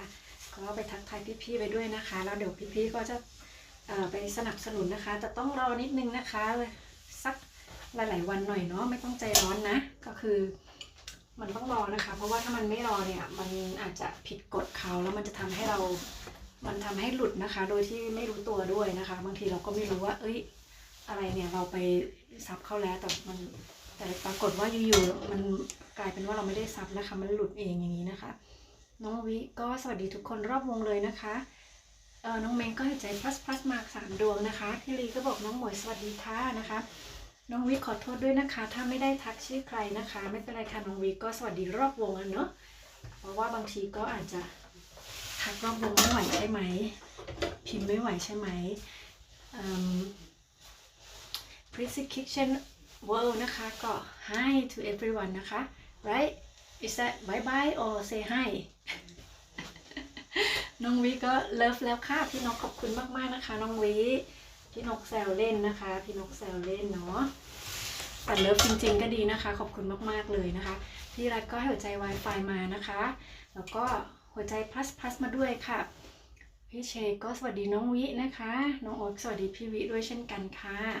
แม่ปลาก็แอบนะคะน้องฉานนะคะก็แอบแล้วก็สู้ๆดื่มน้ำขอบคุณนะคะเดี๋ยวพี่นกขอดื่มนิดนึงนะคะมันดีมากเลยนะคะที่มีคนเตือนดื่มน้ำเนี่ยเพราะว่ามันช่วยไม่ให้เสียงเราหายได้นะคะจากที่เป็นคนเสียงแหบอยู่แล้วมันก็จะยิ่งแหบเข้าไปอีกนะคะแล้วมันก็จะขาดไปนะคะขอบคุณมากๆเลยน้องฉานแล้วก็น้องวิหัวใจ Wi-Fi มาน้องสตาร์ให้หัวใจ Wi-Fi มานะคะหัวใจแรงๆใช่ไหมแล้วก็พี่ลีสวัสดีฮักบ้านเกิดนะคะน้องโอ๊ตนะคะน้องโอ๊ตก็สวัสดีพี่สไตลีด้วยค่ะ Pretty Kitchen World นะคะอะไรนะคะลิงใช่ไหม Is that monkeys 3 monkeys oh no 3 little girls thank you very much น้องอุ๊ดนะคะก็สวัสดีน้องสตาร์ด้วยค่ะน้องสตาร์บอกว่าทานข้าวกับสาก่อนนะคะได้ค่ะน้องสตาร์ดีเนาะไม่เหมือนพี่มะมีนะพี่มะมีวันนั้นบอกว่าเดี๋ยวพี่ขอตัวไปอาบน้ำกับสามีก่อน ตลกอ่ะพี่นาภาสวัสดีค่ะพี่นาภาสาวบุรีรัมย์นะคะสวัสดีค่ะนกนะคะเอาใครยังไม่รู้จักพี่นาภานะคะก็ทำความรู้จักกันได้นะคะนั่งตั้งวงกันนะคะนกปูเสือไว้นะคะพี่นาภามานั่งคุยกับเพื่อนๆกันก่อนนะคะทำความรู้จักกันนะคะคุยกันเล่นกันค่ะน้องฉานก็สู้ๆมานะคะแล้วก็หัวใจมานะคะขอบคุณมากน้องฉานนะอย่าลืมทำงานด้วยนะคะเดี๋ยวเจ้านายว่าเอาเนาะพี่อาภาสวัสดีค่ะทุกคนด้วยนะคะแม่ปลาก็แอบค่ะน้องโอ๊ตบอกว่าพี่สไตลีสวัสดีครับนะคะเดี๋ยวนกขอเปลี่ยนเสื้อนะคะเห็นไหมเก่งไหมว่องแล้วอ่ะแต่หากางเกงลูกไม่เจอเลยนะคะไม่เข้าใจอ่ะทำไมนกจะรีดกางเกงเขานะกางเกงเขามีตัวเดียวอะไรอ่ะงงมากเลยตายไม่เข้าใจ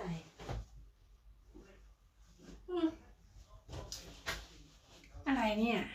สงสัยอยู่ในตะกร้าซักแน่เลยไม่ได้อยู่ในตะกร้ารีดนะคะพี่เล็กสวัสดีค่ะขอบคุณค่ะพี่เล็กนะคะพี่เล็กลูสคิกเช่นใบเล็กนะคะสวัสดีน้องนกนะคะน้องซาบอกว่าเปิดพี่นกเฝ้าครัวไว้นะ อะไรอ่ะไม่เอาพี่นกไปกินข้าวด้วยล่ะใจร้ายจังเลยอะไรทิ้งไว้ในครัวได้ไงคะต้องไปกินข้าวด้วยสิ ขอบคุณนะคะน้องสตาร์พี่ชัยก็สวัสดีพี่นาภาด้วยนะคะน้องโอ๊ตสวัสดีแม่เล็กนะครับแล้วก็พี่เล็กบอกน้องนกขึ้นนานหรือยังคะก็เกือบ1 ชั่วโมงเนี่ยค่ะอีก1 นาทีก็1 ชั่วโมงแล้วนะคะขึ้นมา1 ชั่วโมงแล้วนะคะพี่เล็กไม่เป็นไรนะคะยังมีอีก1 ชั่วโมงนะคะ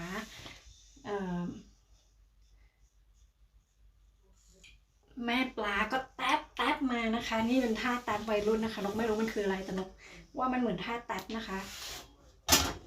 ที่หลานวัยรุ่นของนกก็เคยสอนลูกชายนกนะคะตอนเล็กๆแต๊บอย่างนี้นะคะพี่นาภาบอกว่านกพี่ทำงานนะคะไม่สะดวกพิมพ์จ้าแต่จะอยู่ด้วยจนลงนะคะขอบคุณนะคะพี่นาภาขอบคุณมากๆเลยทำงานกันเลยนะคะ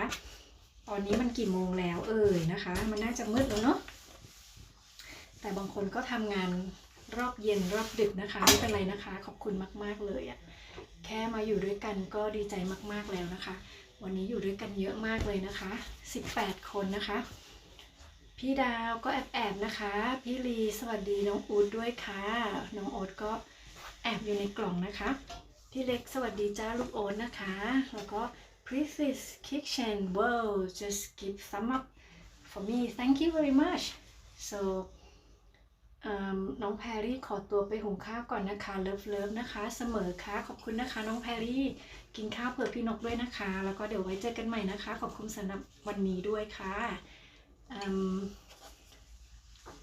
พี่นาภาเลิฟ17นะคะขอบคุณมากๆค่ะพี่ลีสวัสดีแม่ปลาด้วยนะคะน้องฉานก็สู้ๆนะคะ น้องฉานยังแวบมาได้บ่อยกว่าพี่นนท์อีกนะคะเนี่ยน้องอู๊ดนี่กำลังจะบอกว่าพี่นนท์นี่เขาเปิดทิ้งไว้แล้วแบตหมดหรือเปล่าก็ไม่รู้เนาะน้องอู๊ดสวัสดีพี่เนตรค่ะพี่เนตรคือใครนะคะน้องอู๊ดบอกพี่นกบ้างสิน้องอู๊ดสวัสดีพี่แพรรี่ด้วยนะคะพี่แพรรี่กำลังจะไปทานข้าวแล้วเนาะพี่เชก็คึกคักครับ คึกคักสิต้องคึกคักนะคะวันนี้วันอังคารคึกคักนะคะถ้าเพื่อนเยอะนะคะถ้าเพื่อนมาเป็นกำลังใจให้เยอะมันก็คึกคักเพราะเพื่อนนี่แหละนะคะถ้านกอยู่คนเดียวมันก็จะคึกคักไปได้ยังไงเนาะก็ต้องขอบคุณเพื่อนด้วยนะคะแล้วก็พี่เชด้วยนะคะที่มาเป็นส่วนหนึ่งของความคึกคักในวันนี้นะคะพี่ฉานน้องฉานนะคะเลิฟแล้วนะพี่นกโอเคขอบคุณครับน้องฉานขอบคุณมากๆเลยนะคะแม่ปลาก็ลี่นะคะสวัสดีพี่ลีนะคะพี่เล็กบอกว่า19นะคะขอบคุณมากๆเลยค่ะพี่เล็กน้องวิก็แอบนะคะได้ค่ะแม่ปลาก็จุ๊บนะคะขอบคุณนะคะจุ๊บนะคะ2จุ๊บแน่พี่แมวนะคะหัวใจพลัสมา2ดวงขอบคุณนะคะพี่แมวไหนแม่ปลานะคะก็อยู่ในกล่องนะคะขอบคุณนะคะแม่ปลาอะไรอ่ะพี่นาภาลบอะไรเอ่ยพี่ลีสวัสดีพี่นาภาด้วยนะคะไม่มีคิกเช่นนะคะวันอะไร hard red hard plus มานะคะ thank you ไม่มีคิกเช่นนะคะน้องอู๊ดสวัสดีพี่เล็กด้วยค่ะพี่นาภาบอกว่าขำอูดดี้นะคะทำไมคะอูดดี้ทำอะไรให้พี่นาภาขำเนี่ยบ่าวทีนะคะสวัสดีรอบวงนะคะขอบคุณนะคะสวัสดีพี่อู๊ดครับผมจากบ่าวทีนะคะพี่เล็กก็สวัสดีน้องแมวด้วยค่ะพี่หมวยสวัสดีน้องอูดดี้สวัสดีแม่ปลานะคะพี่แมวสวัสดีพี่เล็กนะคะพี่ธัญญาก็แอบนะคะบ่าวทีก็สวัสดีพี่เล็กด้วยค่ะพี่เล็กก็สวัสดีน้องฉานนะคะนี่นะคะใครยังไม่รู้จักน้องฉานนะคะก็ทำความรู้จักกับน้องฉานได้นะคะถึงไหนนะคะถึงไหนแม่ปลาสวัสดีพี่เล็กนะคะเขาเดินกันข้างนอกนะคะพี่หมวยสวัสดีพี่นาภาด้วยค่ะพี่แมวสวัสดีพี่ธัญญานะคะแล้วก็แม่ปลาสวัสดีพี่แมวค่ะขออนุญาตเปลี่ยนตัวเสื้อก่อนนะคะอุ้ยเดินเตะอีกเปลี่ยนไกลหน่อยค่ะเฮ้ชีวิตแม่บ้านนะคะเนี่ยพี่หมวยสวัสดีพี่ลีนะคะแล้วก็พี่แมวสวัสดีทุกบ้านด้วยค่ะพี่หมวยสวัสดีพี่แมวนะคะพี่ธัญญาสวัสดีพี่แมวค่ะพี่เล็กสวัสดีน้องวินะคะพี่หมวยสวัสดีรอบวงเลยค่ะพี่ธัญญาสวัสดีพี่หมวยนะคะพี่ลีก็สวัสดีน้องฉานด้วยค่ะ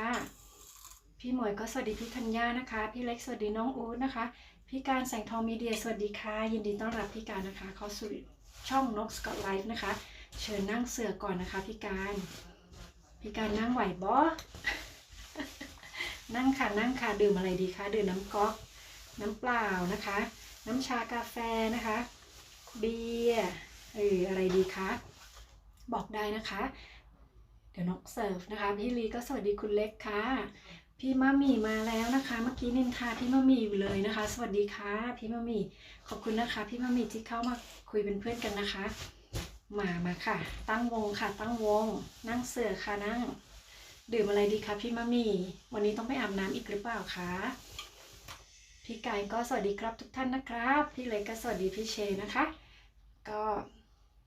ทางบ้านพี่เชน่าจะหนาวอยู่นะคะพี่ฉานสวัสดีครับพี่ลีด้วยค่ะสวัสดีครับเนาะพี่มะหมี่นะคะ บ่าวทีนะคะผมเลิฟนานแล้วครับผม ขอบคุณค่ะบ่าวเลิฟนานแล้วใช่ไหมคะแล้วเลิกเลิฟหรือยังคะแหมเลิฟนานแล้วด้วยนะคะตายเขินเลยนะคะเลิฟนานแล้วขอบคุณนะคะบ่าวทีน้องฉางก็สวัสดีครับพี่เล็กนะคะแม่ปลาก็จุ๊บจุ๊บแล้วนะคะจุ๊บจุ๊บนะคะแม่ปลาปากสวยจุ๊บได้นะคะถ้านกปากไม่สวยเวลาจุ๊บแล้วมันจะเหมือนคนแก่นะคะเนี่ยใช่ไหมคะห้ามจุ๊บนะคะก็เลยไม่ชอบจุ๊บนะคะแต่ชอบจุ๊บคนอื่นนะคะหมายถึงชอบให้คนอื่นจุ๊บนะคะ พี่แมวก็ให้หัวใจ plus มานะคะพี่นนท์มาแล้วนะคะพี่นนท์มาแล้วอุ้ยติ๊กเกอร์พี่นนท์มาแล้วนะคะพี่นนท์อ้าวเลิฟนะคะอ้าวพี่นนท์ก็แอบหัวใจแล้วก็สัญลักษณ์ YouTube มานะคะน้องฉานก็สวัสดีครับพี่การนะคะเมื่อคืนน้องฉานทำไอ้นี่ดีมากนะคะที่มันเป็นโปรแกรมอะไรนะคะ Camera File ใช่ไหมพี่น้องไม่เคยใช้นะแต่ไม่เคยรู้ว่ามันคล้ายๆแบบพวก OBS เนาะที่มันแบบมันมีออปชันให้รอมีออปชันว่าจะเริ่มว่าจะเลิกอะไรแบบนี้นะคะมันก็โอเคนะแต่พี่น้องไม่เคยใช้เพราะว่าพี่น้องมาใช้ตัวนี้ก่อนนะคะเป็นคนที่ชอบใช้อะไรแบบถ้าใช้แล้วโอเคก็ใช้อย่างเดียวไปเลยแบบนี้นะคะไม่ค่อยเปลี่ยนนะคะน้องฉันก็สวัสดีพี่แมวสวัสดีพี่ปลานะคะแล้วก็สวัสดีพี่นนท์ด้วยค่ะแล้วก็พี่การนะคะสวัสดีน้องฉันเช่นกันนะคะน้องฉันสวัสดีพี่บ่าวทีครับสาวลาวอยู่ในฝรั่งเศสสวัสดีค่ะสาวลาวขอบคุณมากๆนะคะที่แวะเข้ามาเยี่ยมนกสกอตไลฟ์นะคะเชิญสาวลาวนั่งก่อนนะคะดื่มอะไรดีนกชอบเบียร์ลาวมากเลยเบยลาวอะ นกเคยไปลาวครั้งแรกนะคะก็ไปลองนะคะเบยลาวมันอ่านว่าเบยลาวปะ หรือว่าอ่านว่าเบียร์ลาวนี่แหละเนาะสระเอียเป็นแบบนั้นใช่ไหมคะเบียร์ลาวนะคะลองครั้งแรกนะคะเฮ้ยมันโอเคอ่ะมันไม่เข้มมันไม่ขมดีนะคะก็เลยชอบนะคะแล้วก็ซื้อติดกลับมาบ้านด้วยนะคะแต่หลังจากนั้นก็ไม่ได้มีโอกาสไปก็เลยอดเลยนะคะขอบคุณนะคะวันนี้ที่แวะเข้ามานะคะสาวลาวขอบคุณสำหรับเลิฟด้วยนะคะ20แล้วหุยอยู่กับนก25คนนะคะ25คนสาวลาวนับเลขผิดเปล่าอ่ะ20น้องฉานสวัสดีครับพี่รอบวงนะครับผมนะคะแม่ปาก็สวัสดีพี่เก๋ด้วยนะคะไหนพี่เก๋ก็คือสาวลาวใช่ไหมคะขอบคุณนะคะแม่ปลาที่บอกนะคะสาวลาวคือพี่เก๋ใช่ไหมเอ่ยนกจะได้จำนะคะพี่นิวสายดานอินดี้นะคะสวัสดีค่ะยินดีต้อนรับนะคะพี่นิวเข้าสู่บ้านนกสกอตไลฟ์นะคะเชิญพี่นิวนั่งก่อนนะคะนั่งได้ไหมคะเสือเนี่ยนั่งเสือก่อนนะคะนั่งชิวๆนะคะตั้งวงตอนนี้เราน่าจะได้ประมาณ3 โมงแล้วนะคะก็ทำอะไรกันดีเนาะพี่นิวก็ให้หัวใจเลิฟมาด้วยนะคะขอบคุณมากๆเลยนะคะสาวลาวก็ทักทายรอบวงนะคะพี่นิวบอกสวัสดีครับนะคะน้องเม้งก็ให้หัวใจ3 ดวงมานะคะ plus ขอบคุณมากๆเลยค่ะพี่นิวก็สวัสดีครับทุกคนเลยนะคะพี่มะมีก็หัวใจ plus มานะคะอาบน้ำอยู่แน่เลยพี่มะมีนะคะไม่สามารถพิมพ์ได้พี่มะมีก็เลยให้หัวใจมานะคะไม่สามารถพิมพ์ตัวหนังสือได้พี่เชก็สวัสดีสาวลาวด้วยค่ะพี่นิวสวัสดีทุกคนครับนะคะเลิฟ22ครับขอบคุณมากๆนะคะพี่นิวพี่เชก็สวัสดีพี่เล็กด้วยนะคะแล้วก็พี่นิวก็บอกสู้มานะคะขอบคุณมากๆเลยค่ะน้องโอ๊ตก็น้ำขอบคุณนะคะน้องโอ๊ตมาเตือนแทนเลยนะคะเนี่ยดีมากเลยทุกคนอย่าลืมดื่มน้ำด้วยนะคะมันดีต่อสุขภาพถึงแม้ว่าจะไม่ได้พูดเยอะนะคะก็ควรจะดื่มน้ำอยู่ดีนะคะร่างกายต้องการน้ำนะคะแม่ปลาก็สวัสดีพี่เนตรนะคะเมื่อกี้พี่อะไรอ่ะเมื่อกี้พี่เก๋นี่พี่เนตรแม่ปลาต้องอธิบายนกด้วยนะคะเนี่ยพี่นิวก็หัวใจ plus มานะคะแม่ปลาสวัสดีพี่นิวด้วยค่ะแล้วก็จุ๊บอีกแล้วนะคะ แก้มช้ำหมดแล้วอ่ะจุ๊บใครอะแม่ปลาเนี่ยไอจากไอเนี่ยนะคะเวลาไอน้ำอะจากเตารีดขึ้นเข้าคอมันเป็นไอนี่แน่เลยอะเป็นอะไรนะคะตะกอนอะถึงไหนนะคะ Chamthali Media. Hi, Scott. How are you? I'm good, thank you. Chamthali. So, how are you?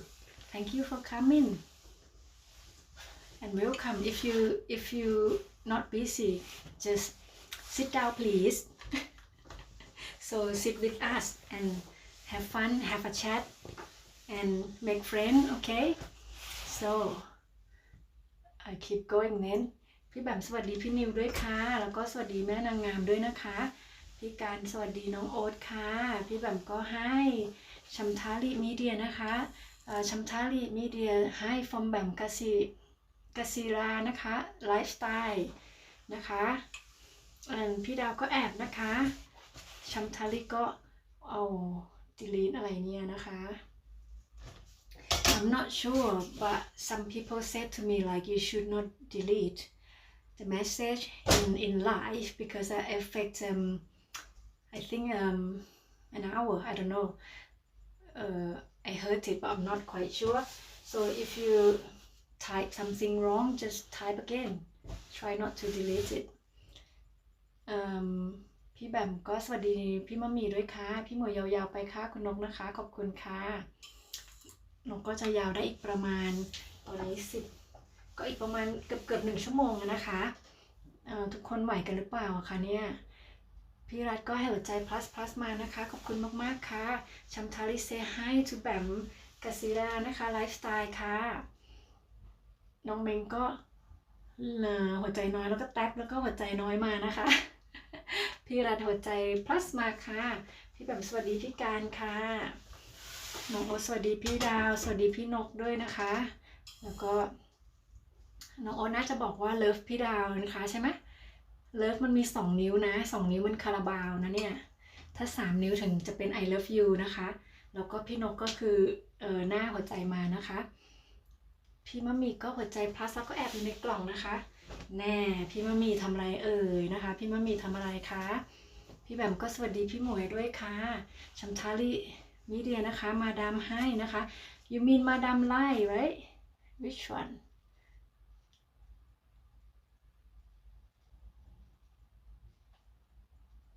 น้องโอ๊ตก็สวัสดีแม่แบมนะคะ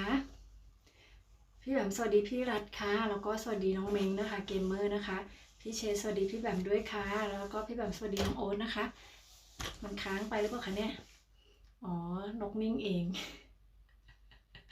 ดีเลย์นะคะดีเลย์2 เครื่องไม่เหมือนกันนะคะพี่แบมสวัสดีน้องโอ๊ตนะคะพี่การสวัสดีพี่แบมค่ะแม่ปาก็สวัสดี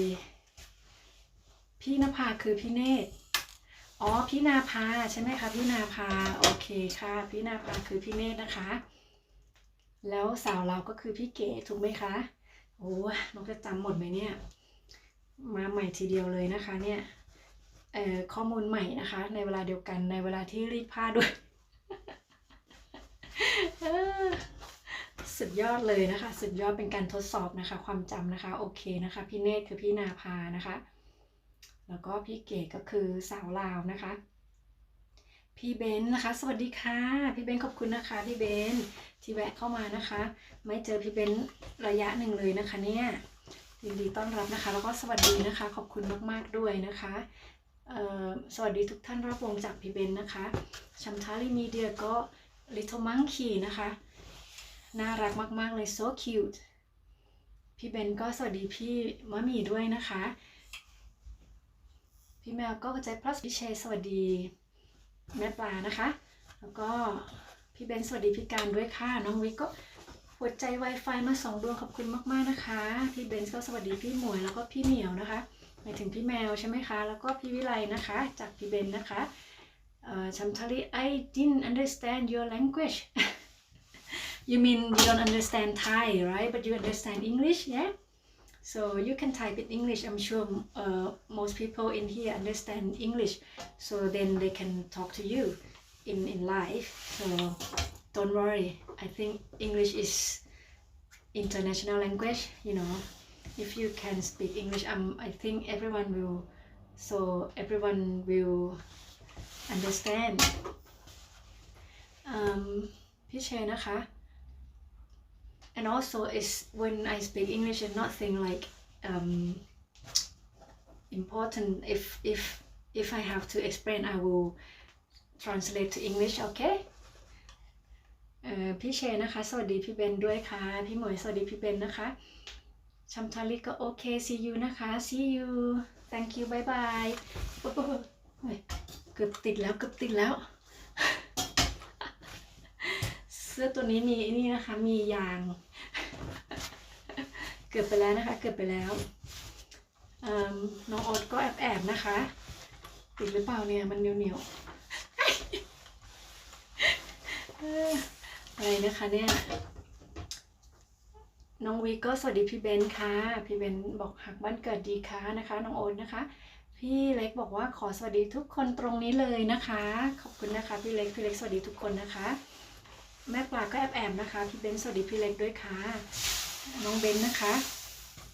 น้องเบนก็ให้หัวใจไม่ใช่พี่เบนนะคะพี่เบนก็ให้หัวใจ plus มาขอบคุณมากๆนะคะพี่การเฝ้าด้วยเข้ารายการไปด้วยนะครับได้ค่ะพี่การแล้วจะเฝ้ายังไงเนี่ยต้องปิดเสียงใช่ไหมคะ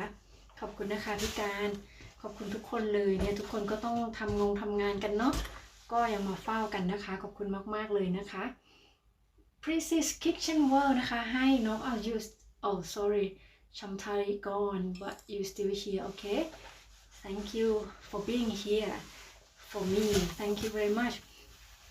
น้องเมงก็สวัสดีพี่แบมด้วยนะคะพี่ธัญญาก็หัวใจแล้วก็แอบในกล่องนะคะขอบคุณนะคะพี่ธัญญา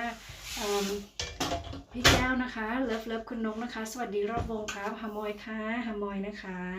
ขอบคุณนะคะพี่แก้วทำไมวันนี้มาแบบสุภาพมากเลยล่ะคะเกิดอะไรขึ้นนะคะวันนี้ที่กรุงเทพฝนตกหรือเปล่าพี่ธัญญาพี่แก้วนะคะพี่แมวก็หัวใจ plus มานะคะพี่ลีก็ให้หัวใจ plus มาด้วยนะคะพี่ดาวก็เลิฟน้อยมานะคะพี่แก้วก็แอบนะคะแล้วก็สู้ๆนะคะขอบคุณมากๆค่ะพี่ดาวก็แอบเช่นกันนะคะก็เริ่มจะแผ่วแล้วใช่ไหมคะเริ่มจะแผ่วกันแล้วนะคะคือจากนั่งก็เริ่มเป็นเลื้อยใช่ไหมคะนั่งแล้วก็เป็นนอน พอนอนแล้วเดี๋ยวก็หลับนะคะน้องสตาร์บอกว่าพี่ทันดีค่ะนะคะแล้วก็น้องโอ๊ตก็แอบนะคะพี่เชบอกว่าสวัสดีครับแก้วมารุนนะคะพี่ลีสวัสดีพี่แก้วมารุนด้วยค่ะน้องฉานก็แอบนะคะพี่เชก็สวัสดีพี่ลีค่ะพี่แบมสวัสดีพี่ลีเช่นกันค่ะแล้วก็25 ล้านเลิฟเยอะมากจ้าน้องนก ขอบคุณค่ะ25 ล้านเลิฟนะคะพี่แบมเชื่อไหมว่าในเครื่องนี้นะคะในเครื่องนี้เราเห็น10 กว่านะคะแต่อีกเครื่องนึงมันลงแล้วนะคะมันลงแล้วแต่ว่ามันดีเลย์นี่มันลงตามแล้วค่ะเครื่องนี้เครื่องที่เราดูคอมเมนต์เนี่ยมันจะช้ากว่าเครื่องนี้นิดนึงนะคะนกถึงอ่านคอมเมนต์จากตรงนี้ไม่ค่อยได้นะคะนกต้องมาอ่านจากตรงนี้ วันนี้วันอะไรนะคะ ติดคอเลยค่ะเดี๋ยวแป๊บนะคะ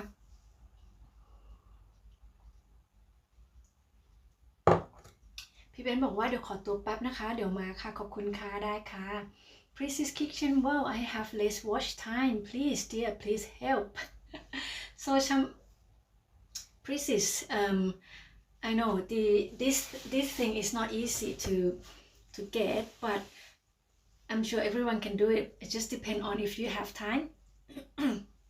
you just have to organize yourself as well you know if I think I watched your video quite nice you make a good you creative you made a good video but you just have to wait for the right time if your clip viral or popular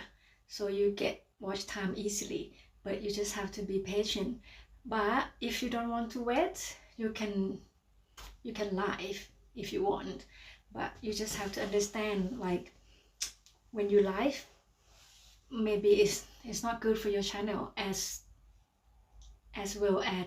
you have a good clips but you have to choose you know but because for me I thought I was not doing this but I decided because I think you know it's another step I just want to make sure before I go to work full time and I cannot do this, so that's why I decide to come out and live to gain more hour. So don't worry, you can just keep walking, you know. Don't, if you too stressed or serious about it, like too much,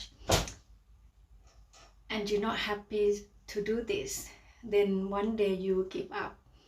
So I think you just try to work out what you want to do and what you're gonna do and how you're going to do it, and then do it. And then we have friends to support you. So don't worry and don't rush. You know, if it's right time, if it's right time, it's going to be good. But if it's not, whatever you do is, you know, you need time and place. All right, so just make sure you're doing it, and then, you know, our friends will support you, okay? But also you have to go out and see friends as well and support friends as well. You know, you have to do everything in the same time, but kind of adjust, kind of balance, and not too much for everything or too less. So then one day you success, okay? So walk with us. Now I'm still walking as well, okay? So help each other, right? No worry. so พี่แมวก็ให้หัวใจ plus มา2 ดวงนะคะ น้องโอ๊ตก็อยู่ในกล่องนะคะ พี่เชก็สวัสดีพี่แมวนะคะ พี่ลีสวัสดีพี่แบมด้วยค่ะ ขออนุญาตเปลี่ยนเสื้อก่อนนะคะ อันนี้ของลูกนะคะ อันนี้ของสามีเสื้อสามีก็เยอะเหลือเกินนะคะถึงไหนนะคะถึงไหนเมื่อกี้พี่เชสวัสดีพี่แมวนะคะพี่ลีสวัสดีพี่แบมนะคะสวัสดีค่ะมาดามแพรแว่นะคะพี่โรสขอบคุณมากๆนะคะสวัสดีน้องนกนะคะขอบคุณที่แวะเข้ามานะคะมาดามแพรแว่นะคะขออนุญาตเรียกมาดามแพรแว่นะคะเพราะว่าใครๆก็ชอบชื่อนี้เนาะ มาดามแพรแว่นะคะ in Netherlands นะคะแล้วก็มาดามแพรแว่ก็สวัสดีพี่ลีด้วยค่ะพี่ลีบอกว่าแสดงว่าเมื่อกี้มันติดที่นกไปรีดยางนะคะมันค่อนข้างจะมีอีกนึงพี่ลีบอกว่าพิมพ์สั้นๆขออภัยด้วยนะคะไม่เป็นไรค่ะไม่เป็นไรค่ะพิมพ์สั้นพิมพ์ยาวก็ไม่เป็นไรค่ะพิมพ์ก็ดีแล้วนะคะสุดยอดมากๆเลยที่พิมพ์ได้นะคะเนี่ยพี่เล็กก็หัวใจ plus มาค่ะมาดามแพรแว่สวัสดีจ้าหักบ้านเกิดด้วยนะคะพี่เชโอ้ยติดน่ะแสดงว่าเมื่อกี้นกไม่มีใบตองนะคะเนี่ยไม่มีใบตองด้วยตายละเสื้อสามีไม่ได้ไหมนะคะแต่ว่ามันติดยางเมื่อกี้ ร้อนไปนิดหนึ่งพี่เล็กก็หัวใจ plus มานะคะแล้วก็พี่เชสวัสดีมาดามแพรแว่เด้อค่ะนะคะมาดามแพรแว่สวัสดีพี่เชนะคะพี่ลีสวัสดีมาดามแพรแว่ค่ะพี่แมวก็หัวใจ plus มานะคะน้องโอ๊ตแอบนะคะ please leave kitchen well what's that mean stop does that mean stop or what what does it mean นะคะใครรู้ช่วยบอกด้วยนะคะว่าอันนี้คืออะไรนะคะ stop พีวีชาแนลนะคะดีครับเจ้าบ้านคนสวยนะคะสวัสดีค่ะพีวีชาแนลนะคะยินดีต้อนรับพีวีเข้าสู่ช่องคนสวยนะคะนกสกอตไลน์ไม่ค่อยอายเลยนะคะแล้วก็เชิญพี่วีนั่งเสือก่อนนะคะนกปูเสือไว้ทุกคนเลยนะคะวันนี้ตอนนี้เราก็เหลือกันประมาณ2 วงนะคะก็ตั้งวงได้ก็โอเคนะคะก็เชิญพี่วีนั่งก่อนนะคะดื่มอะไรก็บอกได้นะคะพี่วีสวัสดีมาดามแพรแว่ด้วยค่ะพี่ข้าวหลังก็หัวใจ plus มาแล้วก็แอบด้วยนะคะแอบอีกแล้วนะคะคนนี้แรกๆที่รู้จักพี่ข้าวหลามนะคะก็พี่นนท์ก็บอกว่าพี่ข้าวหลามชอบแอบนะคะก็พอรู้จักมาเรื่อยๆก็เริ่มเข้าใจแล้วนะคะว่าทำไมพี่ข้าวหลามชอบแอบนะคะพี่เนตรนะคะไม่ใช่ พี่เก๋ใช่ไหมคะสาวลาวนะคะก็สวัสดีฮักบ้านเกิดด้วยนะคะพี่วีสวัสดีพี่แก้วนะคะพี่แก้วบอกงูดินคืออะไรคะชอบแอบใช่ไหมงูดินชอบแอบงูดินชอบกินอะไร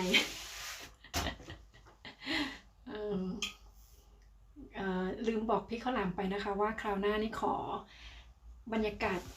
ไก่ขันนะคะไก่ขันพี่สาวเรานะคะสวัสดีพี่แก้วด้วยค่ะพี่วีบอกพี่แก้วแปลให้งูหน่อยอะไรแปลให้งูหน่อยหมายความว่าพี่วีคืองูดินใช่ไหมอ๋อพี่วีคืองูดินโอเคจะได้จำไว้นะคะชื่อเล่นของพี่วีคืองูดินวันนี้มีชื่อเล่นที่นกต้องจำไว้อีกเยอะเลยนะคะเนี่ยตายแล้วอังกฤษมาเต็มเลยเราจะรู้เรื่องใหม่เนี่ยรู้สิคะรู้สิคะเพราะว่านกพูดอังกฤษแบบ snack fish นะคะต้องรู้อยู่แล้วนะคะอันนี้ทุกคนก็ต้องรู้ใช่ไหมโอ้ยยังติดอยู่นะคะแล้วก็พี่แก้วแปลให้งูหน่อยนะคะสาวเราสวัสดีพี่แก้วแก้วมารุนดีจ้าจากมาดามแพรแว่นะคะไลฟ์สไตล์มาดามฝรั่งขี้งกนะคะขอยกมือสวัสดีก่อนนะคะพี่การขอบคุณมากๆนะคะอันนี้ก็พี่การนะคะคิดว่าทุกคนก็รู้จักพี่การอยู่แล้วนะคะพี่แบมสวัสดีพี่วีด้วยค่ะพี่งูดินของเรานี่เองนะคะพี่การบอกว่า27นะคะเป็นเลิฟนะคะขอบคุณมากๆนะคะพี่การแล้วก็มาดามแพรแว่สวัสดีพี่วีด้วยค่ะพี่ลีก็ขอตัวก่อนนะน้องนกและทุกๆคนนะคะขอบคุณมากๆค่ะพี่ลีสำหรับวันนี้นะคะเดี๋ยวเจอกันใหม่นะคะขอบคุณมากๆค่ะแล้วไหนนะคะ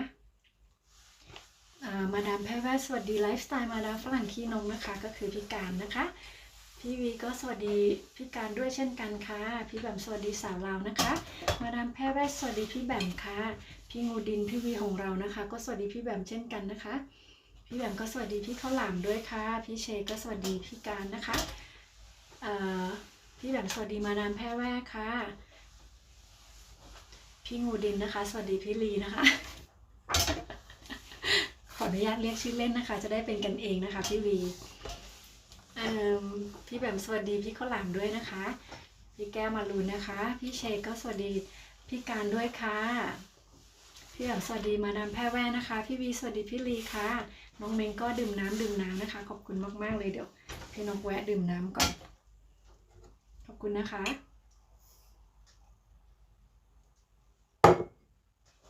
ถึงไหนคะถึงไหนดื่มน้ำนะคะน้องเม้งพี่ธัญญาก็สวัสดีพี่วีนะคะวีอย่ามาแกล้งน้องนกนะเอ๊ะอะไรเนี่ยแกล้งอะไรน้องนกคะเนี่ยชักเริ่มเอะใจนะคะเอะใจมาดามแพรแว่สวัสดีทักทายทุกช่องจ้านะคะขอบคุณนะคะเรารู้จักกันไว้นะคะทุกช่องนะคะเป็นเพื่อนกันนะคะซัพพอร์ตกันนะคะนะเดินไปหลายๆคนก็จะเวิร์กมากๆนะคะมีเพื่อนร่วมทางนะคะพี่แบมก็สวัสดีพี่การด้วยค่ะแม่ปลาก็ให้หัวใจไม่ใช่ให้ลิงน้อยมา2 ตัวนะคะขอบคุณนะคะลิงจักปะลิงจักรักจริงๆนะคะสาวลาวนะคะก็มาดามแพรแว่ดีจ้าพี่วีก็หัวเราะน้ำตาแตกมาเลยนะคะขำอะไรเนี่ยขำที่พี่แก้วเรียกงูดินหรือว่าขำที่พี่ทันบอกว่าอย่ามาแกล้งน้องนกนะคะขำอันไหนเอ่ยนะคะน้ำตาแตกมาตั้ง3 อันแน่มาดามแพรแวกก็สวัสดีพี่แม่ปลานะคะแล้วก็พี่แบบสวัสดีน้องเมงด้วยค่ะมาดามแพรแวกสวัสดีสาวลาวนะคะพี่วีก็บอกว่าทันย่าอย่ารู้ทันงูสิ แสดงว่าเรียกงูดินได้นะคะพี่วีชอบนะคะแหมทุกคนก็น่าจะรู้ทันนะคะรู้ทันกันอยู่แล้วแหละเนาะพี่งูดินนะคะมาดามแพรแว่สวัสดีน้องเม้งนะคะน้องโอ๊ตก็แอบนะคะพี่งูดินสวัสดีสาวลาวนะคะ MD Sky สวัสดีพี่นกสวัสดีค่ะน้องโรสนะคะขอบคุณมากๆเลยนะคะที่แวะมาเยี่ยมเยียนกันนะคะน้องโรสตอนนี้ที่อเมริกาก็น่าจะเช้าเนาะ6 โมง 7 โมงได้ไหมคะน้องแบมก็สวัสดีพี่ธัญญาค่ะไม่ใช่สิพี่แบมเดี๋ยวขออนุญาตเปลี่ยนเสื้อก่อนนะคะมันอยู่ช่วงเปลี่ยนผ่านเนาะจะงงนิดนึงดูจีจะมารีดกางเกงให้ลูกนะไม่มีกางเกงลูกมีตัวเดียวเดี๋ยวพรุ่งนี้ต้องรีดอีกแน่เลยนะคะเนี่ยไหนอ้าวหายยังอยู่นะคะยังอยู่พี่แบมสวัสดีพี่ธัญญานะคะมาดามแพรแว่สวัสดีพี่ธัญญาค่ะพี่การสวัสดีพี่แก้วนะคะ พี่งูดินก็บอกว่าวีเป็นคนเรียบร้อยนะธัญญาดูเรียบร้อยมากเลยนะคะเนี่ยน้องโรสสวัสดีทุกคนนะคะมาดามแพรแว่สวัสดีน้องโรสด้วยค่ะพี่การสวัสดีมาดามแพรแว่นะคะพี่แก้วก็สู้ๆแล้วก็แอบอีกแล้วนะคะแหมแอบกับพี่งูดินหรือเปล่าเนี่ยพี่งูดินก็สวัสดีน้องโอ๊ตด้วยนะคะมาดามแพรแว่สวัสดีพี่การค่ะแล้วก็พี่แบมสวัสดีน้องโรสนะคะพี่การสวัสดีเบ่าวนะคะเบ่าววีนะคะก็คือพี่งูดินของเรานี่เองใช่ไหมคะเบ่าววีดีค่ะนะคะพี่งูดินก็สวัสดีน้องโรสด้วยนะคะพี่การสวัสดีพี่แบมค่ะพี่แบมบอกโอ้โห29 ล้านเลิฟเยอะมากๆเลยนะพี่แบมนกก็ทำเสียงตกใจด้วยใช่ไหมคะเนี่ยโอ้โห29 ล้านเลิฟนะเยอะมากๆเลยนะคะแต่ตอนนี้ทำไมอยู่กับเราแค่14 คนนะคะเนี่ยอีก1เลิฟก็จะเลข3แล้วนะคะเอาลุ้นนะคะลุ้นนะคะใครจะมีใครมารักนกอีกคนนึงไหมคะเนี่ยแล้วก็พี่งูดินบอกธัญญาขอยาพารา2 เม็ดนะคะวีไม่เข้าใจจริงๆอ๋อทำไมไม่เข้าใจต้องกินพาราด้วยล่ะคะเนี่ยเวลาไม่เข้าใจก็ต้องทำความเข้าใจป่ะคะพี่กินพารามันไม่น่าจะทำให้เข้าใจนะมันน่าจะยิ่งแบบงงเข้าไปใหญ่เพราะว่ามันจะมึนนะคะเราก็จะง่วงนอนนะคะพี่การก็สวัสดีน้องโรสนะคะแม่ปลาบอกว่าให้คอยนำแน่พารานกทำเสียงถูกเปล่าแม่ปลาให้คอยนำแน่ให้คอยนำแน่พาราน่ะแปลว่าสนุกใช่ไหมคะนำแน่เนี่ยหรือว่าอร่อยน้องไม่ค่อยเข้าใจนะคะต้องขออภัยเนาะพี่การก็สวัสดีพี่น้องโอ๊ตนะคะพี่ทันสวัสดีมาดามแพรแวกค่ะแม่ปลาก็หัวเราะน้ำตาแตกเลยนะคะเหงื่อแตกด้วยนะคะขำพี่งูดินนี่เองนะคะจะกินพาราแล้วนะคะแม่ปลาก็ดีครับจากพี่งูดินนะคะค่อยฟังบ่ออกนะคะแม่ปลาบอกค่อยฟังออกแต่ค่อยไม่เข้าใจนะคะค่อยพูดไม่ได้ค่อยฟังได้แต่ค่อยพูดไม่เป็นใช่ฟังได้แต่พูดไม่เป็นนะคะพี่ธัญญาบอกว่าพี่ขายอะไรนะพี่ขายเครื่องแปลภาษามีใครจะซื้อบ้างไหมคะทดลองใช้ฟรีก่อนได้ไหมคะพี่ธัญญาขอทดลองใช้ฟรีก่อนเนาะเพราะว่าเราจะต้องแปลหลายภาษาเลยนะเนี่ยโดยเฉพาะเพื่อนนะที่มีแบบเพื่อนทั่วโลกอย่างเงี้ยมีแฟนคลับทั่วโลกนะคะจะต้องใช้หลายภาษามากเลยเนาะแต่ภาษาหลักก็ต้องเป็นภาษาอังกฤษนะคะแล้วก็ตัวน้องเองนะคะน้องอยากพูดภาษาเกลิกของคนที่นี่นะคะที่เป็นภาษาโบราณนะคะแต่น้องเคยฟังเพลงของเขาแล้วมันเพราะมากเลยก็ทำให้อยากเรียนเลยนะคะแล้วตอนนี้มันเป็นภาษาที่ทางรัฐบาลก็พยายามจะกระตุ้นให้มันขึ้นให้มันมีคนพูดได้มากขึ้นนะคะเพราะตอนนี้มันน้อยมากที่จะมีคนพูดได้นะคะภาษาเกลิกเนี่ยแม่ปลานะคะวีนะคะวีแปลว่าอะไรนะคะวีWEE ในภาษาอังกฤษ V แปลว่าฉี่นะคะแปลว่าฉี่เหมือน PP นะคะ VV ก็เหมือนไปฉี่เหมือนกันนะคะแต่ V ในภาษาสกอตแปลว่า little นะคะนี่แปลว่าเล็กๆก็คือเด็กน้อยอะไรที่มันเล็กๆอย่างเช่น V1 ถ้าเขาพูดถึง V1 นะคะก็คือลูกของเราเด็กของเราแบบนี้นะคะแต่ถ้าบอกว่าCan I have a wee shot ก็แปลว่าขอสักนิดนึงนะขอเราบ้างอะไรอย่างนี้นะคะวีนะคะพี่วีตกลงพี่วีก็คืองูดินนั่นอยู่ดีนะคะธัญญานะคะคุยด้วยไม่ตอบไปแล้วนะมีงอนกันอีกแล้วนะคะงอนกันอีกแล้วนะคะเมื่อเช้าเราได้ยินใครงอนพี่ธัญญาอะไรเนี่ยได้ยินข่าวดังมากเลยนะคะพี่ธัญญาเป็นเพราะพี่งูดินนี่หรือเปล่าใช่ไหมคะใช่คนนี้ไหมคะช่วยแถลงข่าวหน่อยนะคะพี่ธัญญางอนกันเนี่ยงอนกันตั้งแต่จากช่องไหนมาเนี่ยพี่โรสบอกว่าอังกฤษมึนตึ๊กแปลให้นำแน่ชอบภาษาเนื้อน้องโรสเนาะคราวที่เราพี่นกไลฟ์นะคะน้องโรสก็มาฟังพอดีช่วงภาษาเหมือนกันเนาะอเมริกันอังกฤษแล้วก็ British English แล้วก็ Scottish English Indian English you know and Thai English มีหลายสำเนียงมากนะคะHi Ponuse I see you I see you coming. Sorry if I'm quite late for comment. So how are you? I try to be quick, but today I am ironing too. พี่การก็สวัสดีน้องแม่ปลานะคะพี่ธัญญาบอกว่าจองเลยค่ะจองเลยค่ะ จองเลยเหรอแพงเปล่าพี่ธัญญาเดี๋ยวจองแล้วไม่มีตังค์จ่ายมันจะลำบากนะคะมันจะแย่เดี๋ยวขอเปลี่ยนตัวก่อนนะคะเปลี่ยนตัว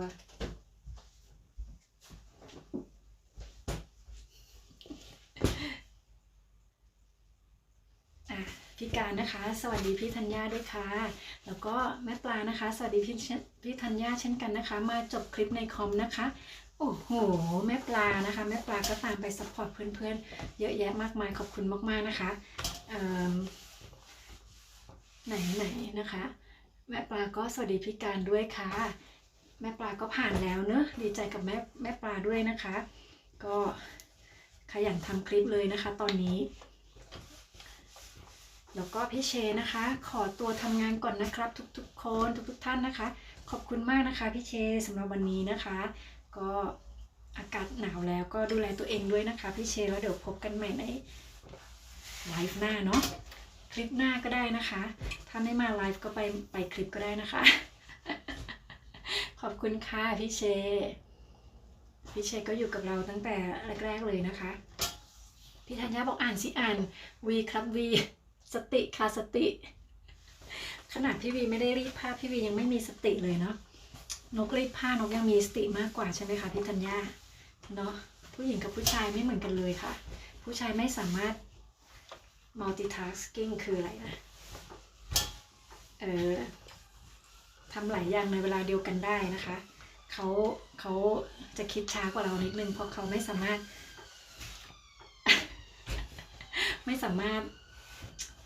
หลายเรื่องในเวลาเดียวกันนะคะเราสามารถจะหลอกให้เขางงได้นะคะสติไม่ค่อยมีบายเจ้าบ้านเอ้าอะไรพี่งูดินงอนจริงเหรอเนี่ยอะไรเป็นผู้ชายหน้าผากกว้างปะคะเนี่ยงอนด้วยเจ้าบ้านไปแล้วจริงๆอะอะไรอะพี่งูดินอุ้ยนี่งอนนกหรืองอนพี่ธัญญาคะเนี่ยแม่ปลาก็เชนะคะแล้วก็พี่เชบายนะคะขอบคุณนะคะพี่เชพี่ธัญญาบอกตอนนี้น้องนกเป็นตัวแทนนางงามอยู่นะคะเอ้ายังไงอะคะเราต้องทำอะไรเปล่าแต่แดอย่างนี้ปะคะรีดผ้าอยู่เนี่ยนะคะจะงามได้ยังไงเอ่ยทุกคนต้องเข้าใจนะคะ เข้าใจอะไรพี่ธัญญานกเริ่มงงแล้วเนี่ยแล้วพี่เชก็สู้ๆนะคะขอบคุณค่ะพี่เชนะคะพี่ธัญญาบอกว่าต้องสื่อสารได้หลายภาษาอ๋อโอเคพี่เชก็คือพี่เชเข้าใจภาษาเดียวไม่ใช่พี่งูดินน่ะพี่วีน่ะเข้าใจภาษาเดียวแล้วพี่งูดินก็เลยจะแบบจะให้คนอื่นพูดภาษาพี่งูดินใช่ไหมคะอ๋ออย่างนี้นี่เองใช่พี่งูดินต้องเข้าใจนะคะเพราะว่าเพื่อนเราไม่ได้พูดภาษาไทยกันภาษาเดียวนะคะนกยังต้องเข้าใจภาษาเหนือภาษาใต้ภาษาอีสานเลยนะคะพี่งูดินก็ต้องเข้าใจภาษาอังกฤษด้วยนะคะพี่การก็สวัสดีพี่เชค่ะพี่ธัญญาขอบคุณแม่ปลานะคะพี่ธัญญาบอกว่าไลฟ์ไปรีดผ้าไปสุดยอดค่ะน้อง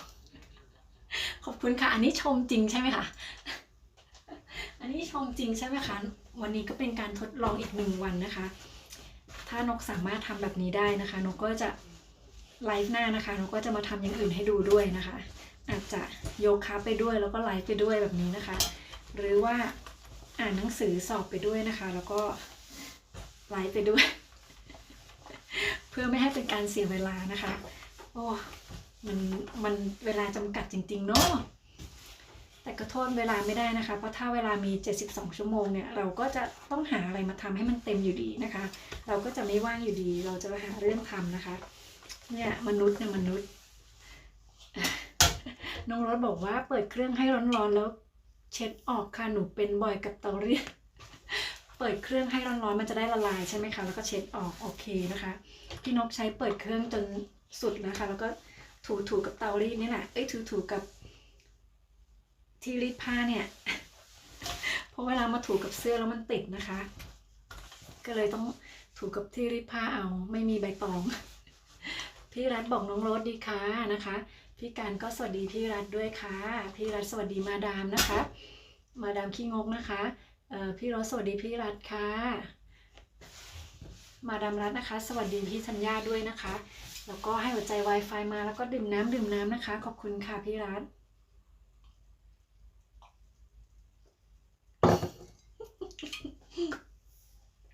Thank you Ponuse so you said like not focus camera to there so I should look at camera there right because I have the comment one there this one I cannot read comment so I have to look at the other one for comment for reading so I'm really sorry sometimes I confuse like which one I look at that camera ถึงไหนนะคะพี่หมวยสวัสดีน้องโรสด้วยนะคะแล้วก็พี่การก็สวัสดีพี่หมวยค่ะมาดามแพรแว่สวัสดีพี่หมวยแล้วก็สวัสดีพี่รัตน์นะคะพี่โรสน้องโรสสวัสดีพี่ไลนะคะพี่ไลใช่ไหมคะแล้วก็พี่โรสด้วยค่ะชื่อเหมือนกันนะคะ MD Sky กับมาดามแพรแว่ก็คือ Rose เหมือนกันนะคะที่แปลว่าดอกกุหลาบใช่ไหมชอบชื่อนี้เหมือนกันนะคะแต่ว่าชื่อเหมือนกันไงมาดามแพรแว่น่ะดีแล้วนะคะพี่แก้วนะคะก็2 ทุ่มแล้วขอตัวนะครับอะไร2 ทุ่มต้องทำอะไรคะเนี่ยไม่เข้าใจ2 ทุ่มต้องทำอะไรคะพี่แก้ว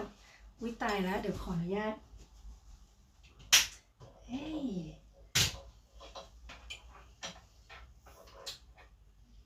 ขออนุญาตเติมน้ำมันให้โทรศัพท์แป๊บหนึ่งนะคะลักไหนล่ะชีวิตนะโอ้ย cannot reach โอ้ยชาร์จไม่ได้ my goodness ชาร์จไม่ได้สงสัยต้องเปลี่ยนอีกอันหนึ่งไม่เป็นไรค่ะไม่เป็นไรน่าจะอยู่ได้อีกแป๊บหนึ่งนะคะ2 ทุ่มแล้วขอตัวนะคะโอเคได้ค่ะพี่ข้าวหลามสวัสดีนะคะขอบคุณมากๆเลยสำหรับวันนี้นะคะแม่ก็ยังไม่รู้ว่าจะรีบไปไหนเนาะ2 ทุ่มเนี่ยพี่ธัญญาก็หัวใจมานะคะพลัสแล้วก็น้องเม้งด้วยค่ะพี่นนท์ก็ให้หัวใจมายังอยู่กับเรานะคะพี่หมวยสวัสดีน้องเม้งนะคะมาดามแพรแว่สวัสดีพี่แก้วบายบายจ้านะคะพี่แมวก็หัวใจพลัสมานะคะก็ยังอยู่ด้วยกันนะคะพี่มารูนะคะบอกบายบายรอบนี้ก่อนนะครับทุกคนค่ะแล้วรอบไหนจะไม่บายนะคะพี่แก้วพอนุเซ่ sorry I'm late it's okay พอนุเซ่ it's alright I always late for your life as well but I always stay until I go to bed it's alright พี่การก็สวัสดีพี่แมวนะคะเลิฟพี่แมวนะคะพอนุเซ่สวัสดีพี่แก้วแล้วก็พี่แมวนะคะแล้วก็พี่ไลท์นะคะแล้วน้องโรสก็สวัสดีพี่แมวโซน้องต้องพูดภาษาอังกฤษนะคะ so พอนุเซ่ say hi to พี่แมวนะคะแมวอีสานกินแซ่บ by แมว and ไลท์หมวยมือลีนะคะ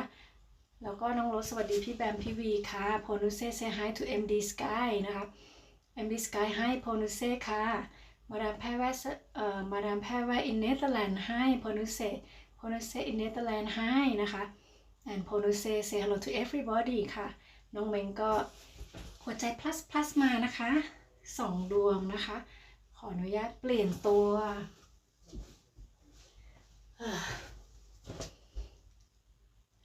แม่ปลาก็แอบนะคะพี่เล็กก็ hi พอนุเซ่ and how are you from เล็กนะคะพอนุเซ่ okay Indian English so you heard that right you heard what I said Indian English so yes it's so funny I really love languages you know I love how different and I love the way that you always have like make fun with the language and one language always means something in another language and also always mean something like quite funny you know so that's why I love it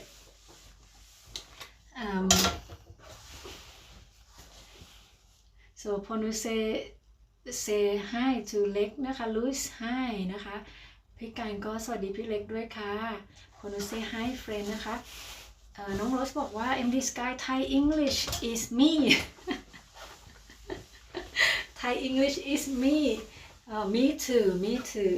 I also still like say speak like Thai English just pretend try to be like nature like native English but never success มาดามแพ้ไว้ก็น้ำขอบคุณนะคะขอเปลี่ยนเป็นกาแฟบ้างนะคะพอนูเซอะไรอันเดีย what's that Indian English yeah Nok is Scotland English yes no I can't I think I kind of like British English because I started with American English but then my husband from England so my accent changed to British English and now I live in Scotland so their English is different the accent different so they speak like Scottish English like if you say like I sit down so people here will say sit down like tissue tasha something like that and I hit you so I say I hit you people here will say I hate you or if I say this they will say F I say that so the accent differently and sometimes I try to be like them but I cannot right because I'm used to you just have to because your husband speak English right and you cannot really you just have to surround it with Scottish people but I have friend but she not quite strong she kind of speak like English only some word only a little bit Scottish but not really strong so I don't get that I cannot copy so I try but I cannot do it no actually are you working you mean like working here yes I'm ironing because I forgot to ironing my son's trouser last night so today he wearing the creasy one so and I think I don't have time after this I just decided to ironing and living in the same time I think it's good I not see what are you doing ironing so you can see now right and she is ironing Ponuse from MD Sky นะคะ really yes so as a mom you can do everything yes she is นะคะ not focus camera to the oh that why you say that okay so because I'm doing this right I'm moving around I think that's good right now I'm getting hot actuallyเห็นไหมคะเวลารีดผ้าแล้วมันจะทำให้เราร้อนนะคะอยากจะถอดเสื้อตัวนี้ออกแล้วน้องสตาร์ไม่รู้ว่าน้องสตาร์ได้ยินหรือเปล่าเพราะว่าจะบอกน้องว่ารีดผ้าแล้วมันร้อนจริงๆเห็นไหมนกโฟกัสนะคะโอเค carry on dear carry on take care dear yes I try to be careful if I cannot concentrate on the ironing I might get hurtมาดามแพ้แว่นะคะน้ำขอบคุณค่ะน้ำเอาเพื่อนเราก็หายไปหมดเลยนะคะเนี่ยหลับกันแล้วนะคะพี่เล็กก็หัวใจ2ดวงนะคะพี่การก็หัวใจพลาสมานะคะขออีกสักนะคะ10กี่นาทีโหมันต้องเลยไป15นาทีหรือเปล่านะคะไม่เป็นไรนะคะนกก็ไม่นานแต่ว่าถ้าใครไหวก็อยู่นะคะถ้าใครไม่ไหวก็ไม่ว่ากันนะคะเอาที่สะดวกเลยนะคะแค่มาเป็นกำลังใจให้แค่นี้ก็เขาเรียกว่าอะไรนะคะก็ดีใจมากๆแล้วนะคะเป็นพระคุณอย่างสูงเลยนะคะขอบคุณทุกคนที่อยู่กับนกตรงนี้นะคะพี่การก็หัวใจ plus มานะคะแอนโพนิเซลใจ plus มา as well นะคะ so I will stay for a bit. But if you're free, you can stay with me. That would be great. But if not, it's okay. You know, everyone has stuff to do. You know, so and you be here with me. That I really appreciate that. So thank you very much. And พอนุเซก็ Wi-Fi 5 นะคะ Your pronunciation is awesome, simple and easy understand. Thank you พอนุเซ Thank you very much. I have to learn every day and practice every day as well, you know, because our tongue like we're kind of like too old to change, so you need time to practice. But thank you very much. โอเคนะคะจะได้ accent อัตโนมัติอยู่รอบคนพูดอังกฤษใช่ค่ะเราจะมันได้ไปเองเนาะมันจะได้ไปเองแต่ว่ามันต้องอยู่ใช่ไหมคะมันต้องอยู่ไม่งั้นถ้าเราพยายามมากมันก็ไม่ค่อยได้นะคะถ้าเราไม่ได้อยู่ด้วยกันแบบทุกวันอะใช่ไหมคะเหมือนเด็กอะที่เขาพูดภาษาแม่ได้เพราะเขาอยู่พูดกับเรานี่แหละเขาฟังเขาเรียนรู้ไปมันก็ได้ไปเองใช่ไหมคะอย่างเด็กที่พูดภาษาอังกฤษเนี่ยทำไมลิ้นเขารู้ว่าต้องเป็นอย่างนี้ทั้งที่ทำไมเขารู้ว่าต้องเปลี่ยน tense ทำไมเขารู้อ่ะบางทีเขาก็พูดผิดแหละแต่เขาเรียนรู้ไปเรื่อยๆไงคะพอเขาโตขึ้นมันก็ถูกเองเนาะตอนแรกๆเขาก็พูดผิดบ้างอะไรบ้างแต่มันตลกดีนะคะมันก็น่ารักดีนะคนที่มีลูกจะเข้าใจนะคะถ้าเห็นพัฒนาการเขานะคะเราจะเข้าใจว่าทำไมเนาะทำไมเด็กเขาเรียนรู้ได้เรียนรู้เร็วทำไมต้องอยู่กับสิ่งแวดล้อมเนาะพี่ธัญญาก็แอบนะคะมาดามแพรแวะก็แอบเหมือนกันนะคะพี่หมวยบอกยาวๆไปจ้าคุณนกขอบคุณนะคะอีกสักประมาณไม่น่าจะเกินครึ่งชั่วโมงนะคะไม่น่าจะถึง 15-20 นาทีนะคะพี่การก็หัวใจ Wi-Fi มาขอบคุณนะคะพอนุเซ่ say hi to Tanya Craft Studio นะคะ from พอนุเซ่ค่ะแม่ปลาก็ขอตัวทำงานก่อนนะคะจุ๊บๆนะคะได้ค่ะแม่ปลาขอบคุณมากๆเลยนะคะวันนี้ที่มาอยู่กับนกตั้งพักหนึ่งแน่ขอบคุณนะคะแล้วก็ยินดีกับแม่ปลาด้วยนะคะแล้วเดี๋ยวไว้พบกันใหม่นะคะไลฟ์หน้าเนาะ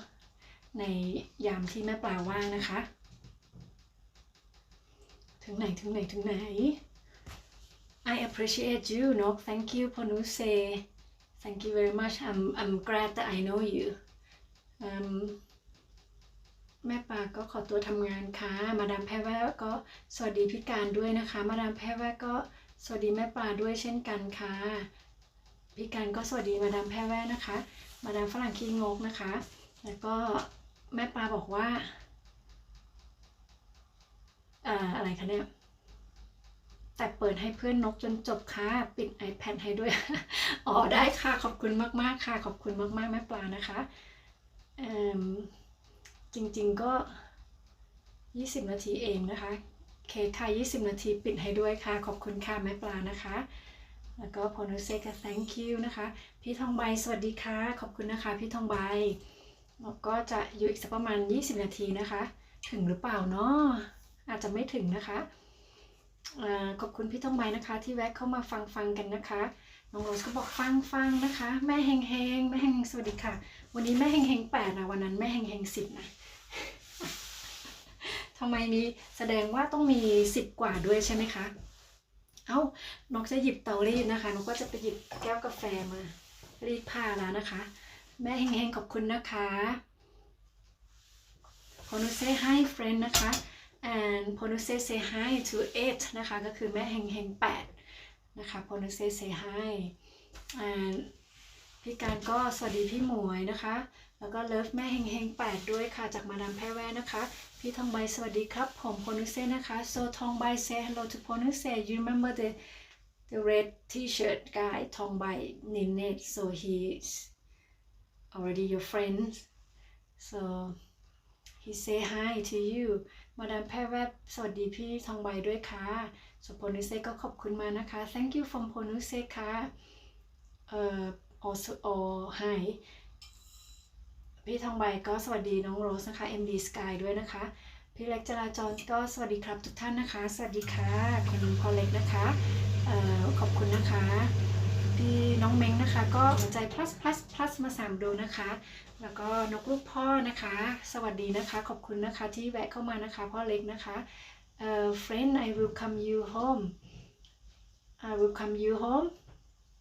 you mean like you go home oh no I see you mean like you gonna visit your someone's channel right สวัสดีครับมาดามแพ้แวะจากพี่ทองใบนะคะโพนุเซเซให้โทเพเล็กโพลิสนะคะพี่เล็กนะคะโพนุเซเซให้ด้วยค่ะพี่รสสวัสดีครับนะคะจากเล็กโพลิสนะคะแล้วก็พี่การก็บอกว่าป่าเล็กสวัสดีค่ะนะคะพี่ทองใบก็สวัสดีครับมาดามฝรั่งขี้งกนะคะพี่การนะคะพ่อเล็กก็ทองใบสวัสดีครับนะคะพี่การสวัสดีพี่ทองใบด้วยเช่นกันค่ะพอนุเซ red t-shirt sorry I can't read your name I will come you home so I think he's last night I saw him so he already your friend I think from yesterday right so I saw him in your live last night as well but I think you already sleep น้องโอ๊ตนะคะก็อยู่ในกล่องนะคะขอบคุณมากค่ะขออนุญาตเปลี่ยนตัวถึงไหนนะคะพี่ทองใบสวัสดีครับผมนะคะพี่ทองใบสวัสดีพ่อเล็กจราจรนะคะพ่อเล็กบอกว่าการลูกพ่อนะคะพี่การนะคะวาดาฝรั่งคินกนะคะพี่ทองใบสวัสดีครับนะคะน้องโอ๊ตหักบ้านเกิดค่ะพอนุเซ always I wish you okay thank you นะคะ thank you for supporting you too พอนุเซ so we support each other it's a good thing to do okay and thank you for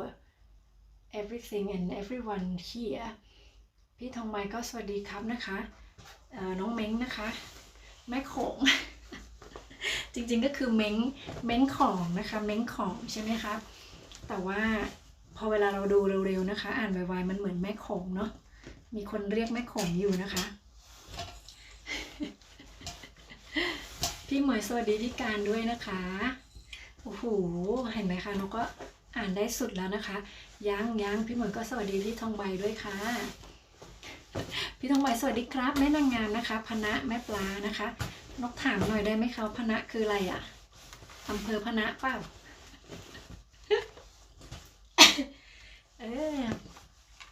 ไอ้น้ำจากเตารีดนะคะมันเข้าคอนะคะเนี่ยนก please tell red t-shirt name please he is called ทองใบis his real name and Ninnet is surname so ทองใบ Ninnet I think he might comment in your no he went to your live พี่ทองใบได้ไปเยี่ยมบ้านคุณพอนุเซ่ไหมคะหมายถึงว่าได้ไปคอมเมนต์หรือว่าอะไรนกเห็นพี่ทองใบไปไลฟ์เขาอยู่แต่ว่าไม่แน่ใจว่าเขาจะเห็นพี่ทองใบหรือเปล่าเพราะว่าไม่งั้นเขาจะไปซัพพอร์ตไม่ได้นะคะเขาไม่สามารถพิมพ์ชื่อเป็นภาษาไทยได้อะค่ะถ้าเกิดสมมติว่าพี่ทองใบเป็นเพื่อนกับเขาแล้วนะคะก็ช่วยพิมพ์คอมเมนต์ทิ้งไว้ก็ได้นะคะเขาจะได้ไปถูกนะคะเขาไม่สามารถพิมพ์ชื่อได้นะคะ so Ponuse I will tell him that he should leave the comment in your channel so then you can follow back how about that is that alright ไหนพี่การก็สวัสดีพี่หมวยค่ะถึงไหนแล้วนะสวัสดีครับนะคะสวัสดีครับพี่หมวยจากพี่ทองใบค่ะแล้วก็สวัสดีพี่ธัญญาจากพี่ทองใบด้วยนะคะเล็กโพลิสสวัสดีหมวยหมื่นลี้ครับพี่การก็หัวใจ Wi-Fi มานะคะ please I saw comment I will go today after this okay LS this LS alright โอเคค่ะพี่ทองใบนะคะเขาเห็นคอมเมนต์พี่ทองใบแล้วเนาะแล้วเดี๋ยวคุณพอนิเซ่เขาก็จะตามไปซัพพอร์ตพี่ทองใบนะคะผมสวัสดีครับพี่เล็กนะคะจากพี่ทองใบค่ะโอ้โห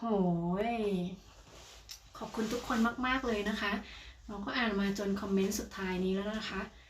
คอมเมนต์แรกจนถึงคอมเมนต์สุดท้าย I wait Just 2 days. Now I go to my friend home. That's good. That's good. That's right. Yeah, you should wait for 2 days. You can comment, but you should not click subscribe like instantly because it's like you exchange. Then YouTube might reject that. So that's good to wait. วันนี้ไปก่อนนะคะน้องนกแล้วเจอกันใหม่ค่ะได้ค่ะเดี๋ยวโอ้ขอบคุณมากๆค่ะพี่ธัญญานะคะสำหรับวันนี้นะคะที่มาเฝ้ากันนะคะที่มาเป็นกำลังใจให้กันเสมอเลยนะคะตั้งแต่ก่อนนกมาทำ YouTube อีกแน่ขอบคุณมากๆนะคะแล้วเดี๋ยวเจอกันใหม่ค่ะรักษาสุขภาพนะคะพี่ธัญญาขอบคุณค่ะพี่เล็กก็สวัสดีพี่ทองใบนะคะน้องโรสก็ยิ้มแก้มแต่งมาเลยนะคะขอบคุณมากๆนะคะยิ้มหวานมาเลยนะก็วันนี้พี่นกก็คิดว่าได้เวลาอันสมควรเนาะแต่โทรศัพท์พี่นกมันมืดแล้วนะคะเพราะว่ามันน่าจะเป็นเพราะว่าแบตเริ่มจะหมดมันก็เลยเซฟแสง so I waited 2 days นะคะอะไรเนี่ยแปลออกอยู่ว่าฉันจะกลับไปหาเพื่อนที่บ้านภายใน2 วันเก่งมากค่ะใช่ค่ะก็รอ2 วันใช่ค่ะรอ2 วันแล้วก็จะไปหาเพื่อนนะคะเพราะว่าเคยบอกเขาว่า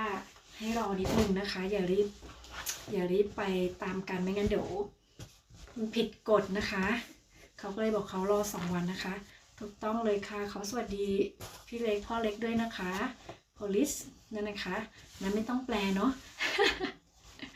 พ่อเล็กแปลได้อยู่แล้วนะคะ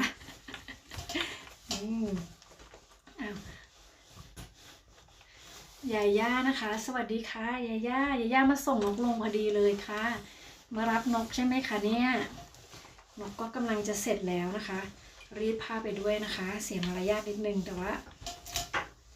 มันมีความจำเป็นนะคะ สวัสดีจ้าน้องนกนะคะแล้วก็พอนุเซ่เซฮายทูยาย่านะคะยาย่าก็น่าจะเป็นเพื่อนกันแล้วนะคะ2 คนนี้นะคะอะไรแบนก็เป็นเพื่อนกันไหมนะคะช่วยกันไปด้วยกันนะคะเดินกันไปดึงกันไปดึงกันไปผลักกันไปนะคะใครไปถึงฝั่งก่อนก็ช่วยดึงเพื่อนขึ้นไปนะคะใครยังไม่ถึงก็มีเพื่อนช่วยก็ต้องดันตัวเองขึ้นไปด้วยนะคะแล้วก็ใครอยู่ข้างหลังเราก็ช่วยกันดึงขึ้นมานะคะดุนกันไปนะคะผลักบ้างดุนบ้างอะไรอย่างนี้ก็ไม่เป็นไรนะคะเลิฟแล้วเด้อนะคะขอบคุณมากค่ะยาย่านกก็แปลว่านกได้30เลิฟแล้วใช่ไหมว้าวเย้ขอบคุณมากๆค่ะขอบคุณสำหรับทุกเลิฟเลยนะคะขอบคุณสำหรับทุกกำลังใจทุกการซัพพอร์ตนะคะทุกการเสียสละ so thank you for supporting me and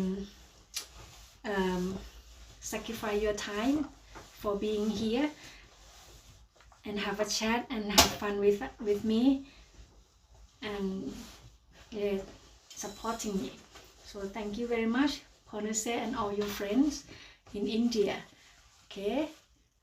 ไหนคอมเมนต์ให้นะคะมาดามแพทย์แวสวัสดียาย่าค่ะแล้วก็สวัสดีพ่อเล็กด้วยนะคะพี่ทองใบก็สวัสดียาย่าด้วยค่ะยาย่าสวัสดีทุกคนเลยเนอะเด้อนะคะสวัสดีเด้อค่ะยาย่าก็สวัสดีพี่ทองใบด้วยค่ะโอ้โหวันนี้ก็ดีมากๆเลยนะคะได้รีดผ้าด้วยได้ไลฟ์ด้วยนะคะแล้วก็ได้คุยกับเพื่อนๆด้วยแล้วก็เพื่อนๆก็มาซัพพอร์ตกันดีมากเลยนะคะไม่รู้จะขอบคุณอย่างไรเลยนะเนี่ยก็เอาเป็นว่าก็ขอให้สิ่งที่เพื่อนๆนะคะเสียสละวันนี้ได้ย้อนกลับไปตอบแทนเพื่อนๆด้วยนะคะไม่ว่าจะเป็นเรื่องของความสำเร็จนะคะในการทำ YouTube นะคะเพราะเราเดินมาทางเดียวกันแล้วเนาะก็น่าจะเป็นสิ่งที่ทุกคนหวังเหมือนกันนะคะก็ขอให้ทุกคนประสบความสำเร็จนะคะโอเคนะคะเลิฟสวัสดีนะคะจากโพนูเซ่นะคะไปได้ทุกบ้านครับไม่ได้ทำช่องครับนะคะเพิ่มชั่วโมงให้ทุกบ้านครับก็ขอบคุณพ่อเล็กด้วยนะคะที่ช่วยเพื่อนๆนะคะก็อย่างที่นกบอกนะคะนกก็ขอให้สิ่งดีๆที่พ่อเล็กทำนะคะช่วยทำให้พ่อเล็กประสบความสำเร็จในทุกๆเรื่องเลยนะคะยังไงถึงนกไม่ขอนะคะนกก็เชื่อว่ามันเป็นสิ่งที่เกิดขึ้นอยู่แล้วนะคะเป็นสิ่งที่ แน่นอนอยู่แล้วนะคะ เพราะว่าสิ่งที่เราทำที่เราพูดที่เราคิดมันก็จะเป็นสิ่งที่ตอบแทนเรามาเองนะคะก็นกไม่ต้องขอทุกคนก็จะได้อยู่แล้วนะคะขอบคุณมากๆเลยนะคะแต่ว่ายังไงนกก็ต้องขอบคุณทุกคนอยู่ดีนะคะแล้วก็อยากให้ทุกคนรักษาสุขภาพนะคะเหนือสิ่งอื่นใดก็คือเราก็ต้องทำตัวเราให้แข็งแรงด้วยนะคะมีร่างกายนี้อะไรมาแล้วก็ต้องดูแลให้ดีนะคะจนกว่ามันจะเสื่อมไปเนาะจะได้มีกำลังใจมีแรงใจในการทำสิ่งที่เราอยากจะทำในสิ่งที่เราหวังอะไรล่ะได้มีแรงทำนะคะได้มีกำลังกายกำลังใจทำในสิ่งที่เราอยากทำต่อไปนะคะเลยมา6 นาทีก็น่าจะโอเคไหม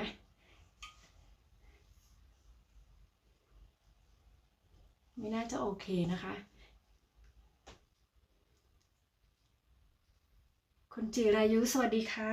ขอบคุณนะคะที่แวะเข้ามาเป็นกำลังใจให้กันนะคะน้องก็กำลังจะไปแล้วนะคะโพนุเซ่เซให้จิรายุนะคะโพนุเซ่เป็นเพื่อนอินเดียนะคะคุณจิรายุทักทายกันได้นะคะยาย่าก็หัวใจแล้วก็ YouTube มานะคะก็ขอให้ยาย่าประสบความสำเร็จเร็วๆนี้นะคะคิดว่าน่าจะเร็วๆนี้นะคะสำหรับยาย่าใช่ไหมคะของนกก็ยังอีกก็เรียกว่าอะไรครึ่งของครึ่งไหมน่าจะเกินครึ่งของครึ่งนะคะเดี๋ยวดูนะคะเดี๋ยวดูถ้านกมีโอกาสที่จะทำได้เยอะกว่านี้นะคะนกก็จะทำแหละแต่ถ้าทำไม่ได้ก็ตามเหตุตามปัจจัยนะคะมันก็ขึ้นไปเรื่อยๆเนาะเราก็ไม่ต้องไปรีบมันนะคะให้มันขึ้นทุกวันมันก็โอเคแล้วนะคะยังไงมันก็ถึงจุดหมายแน่นอนจะช้าจะเร็วเท่านั้นเองนะคะอีกนาน อีกนานเหรอคะเหมือนนกนะก็อีกนานแหละแต่นกก็ไม่รู้ว่ามันนานแค่ไหนเนาะเพราะว่าบางวันเราก็มาได้บางวันเราก็ทำไม่ได้อย่างนี้นะคะเราก็เลยไม่รู้ว่าจะอีกนานแค่ไหนแต่ก็อย่างที่บอกนะคะทำไปเรื่อยๆค่ะเดี๋ยวมันก็ประสบความสำเร็จเองนะคะเพราะว่าทุกอย่างก็ขึ้นอยู่กับที่เราทำนี้แหละเนาะเราทำเยอะเราก็ได้เยอะเราทำน้อยเราก็ได้น้อยแต่ยังไงเราก็ได้อยู่แล้วเพราะเราทำอยู่แล้วใช่ไหมคะก็ไม่เป็นไรเนาะไม่ต้องซีเรียสไม่ต้องเครียดนะคะกางเกง3 ตัวเลย เพื่อนช้างยังตื่นมาว่าอีกนะคะเนี่ยนอนไปแล้วยังตื่นมาว่าอีกแหมยาย่าสวัสดียาย่าจากพี่หมวยนะคะมารับแล้วก็มาส่งดีจริงๆเลยนะคะเพื่อนช้างนะคะพอเปิดไลฟ์มาเพื่อนก็มานะคะแล้วพอจะลงเพื่อนก็มาลงให้นะคะ มารับมาส่งนะคะพี่หมวยก็สวัสดีเพื่อนๆที่เข้ามาใหม่ด้วยนะคะจากพี่หมวยนะคะก็ขอบคุณทุกคนมากๆเลยนกก็ไม่แน่ใจนะคะเพราะว่ามีเพื่อนๆแนะนำว่านกควรจะเลยไป15 นาทีแต่ตอนนี้มันประมาณ10 นาทีอะนกก็เลยไม่มั่นใจนะคะว่านกควรจะรอไหมรอก็ได้เนอะรอดีกว่าเนอะแต่อย่างที่บอกนะคะถ้าไหวก็อยู่นะคะถ้าไม่ไหวก็ไม่เป็นไรนะคะขอบคุณมากๆแล้วก็ขอบคุณอยู่เนี่ยมันก็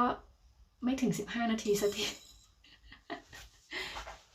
ก็คุยกับเพื่อนๆที่อยู่ไปก่อนแล้วกันเนาะเดี๋ยวขออนุญาตเปลี่ยนตัวนะคะน่าจะได้อีกตัวหนึ่งถ้านกเล่นอีกตัวหนึ่งน่าจะโอเคเนาะ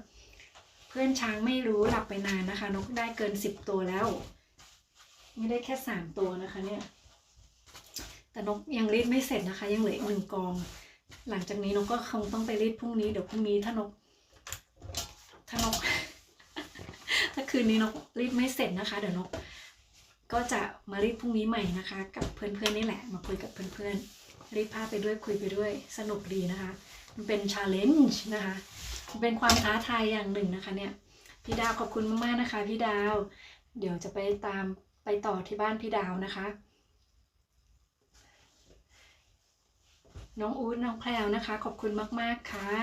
พี่นกก็กำลังจะลงพอดีนะคะอยากจะให้มันได้อีก5 นาทีนะคะก็เลยเมาส์มอยไปเรื่อยๆนะคะน้องอู๊ดขอบคุณนะคะที่แวะเข้ามาเป็นกำลังใจให้กันนะคะเดี๋ยวน่าจะต้องเจอกันใหม่พรุ่งนี้นะถ้าพรุ่งนี้ไม่ติดอะไรนะคะแอบอื่นอะไรคะแอบอื่นผมไม่รู้แต่ขึ้นกับพี่ยูไม่เคยโดนหักเวลาอ๋อแอปใช่ไหมคะแอปอื่นไม่รู้แต่ขึ้นกับพี่ก็ไม่รู้ว่านกก็ไม่แน่ใจนะคะแต่นกใช้แอปตลอดเนี่ยโอ้เย่ลืมไปนะคะเนี่ยลืมไปแล้วต้องไปจริงๆแล้วลืมไปรับลูกโอเค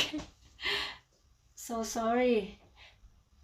มาช้ามาเวลามาช้า24 ชั่วโมงนะคะอ๋อโอเคค่ะใช่ๆนะบอกเหมือนน้องสตาร์นะคะ2 วันเนาะพี่ดาวบอกเอาบ้านเลิฟ35แล้วเหรอคะขอบคุณมากๆพี่ดาวไม่ต้องมาแล้วนะเดี๋ยวนกไปแล้วล่ะค่ะนกไปแล้วขอบคุณทุกๆคนอีกครั้งนะคะขอบคุณทุกๆคนมากๆเลยแล้วก็ขอให้ทุกคนรักษาสุขภาพนะคะแล้วเดี๋ยวเจอกันใหม่พรุ่งนี้นะคะวันนี้นกลาไปก่อนค่ะสวัสดีค่ะ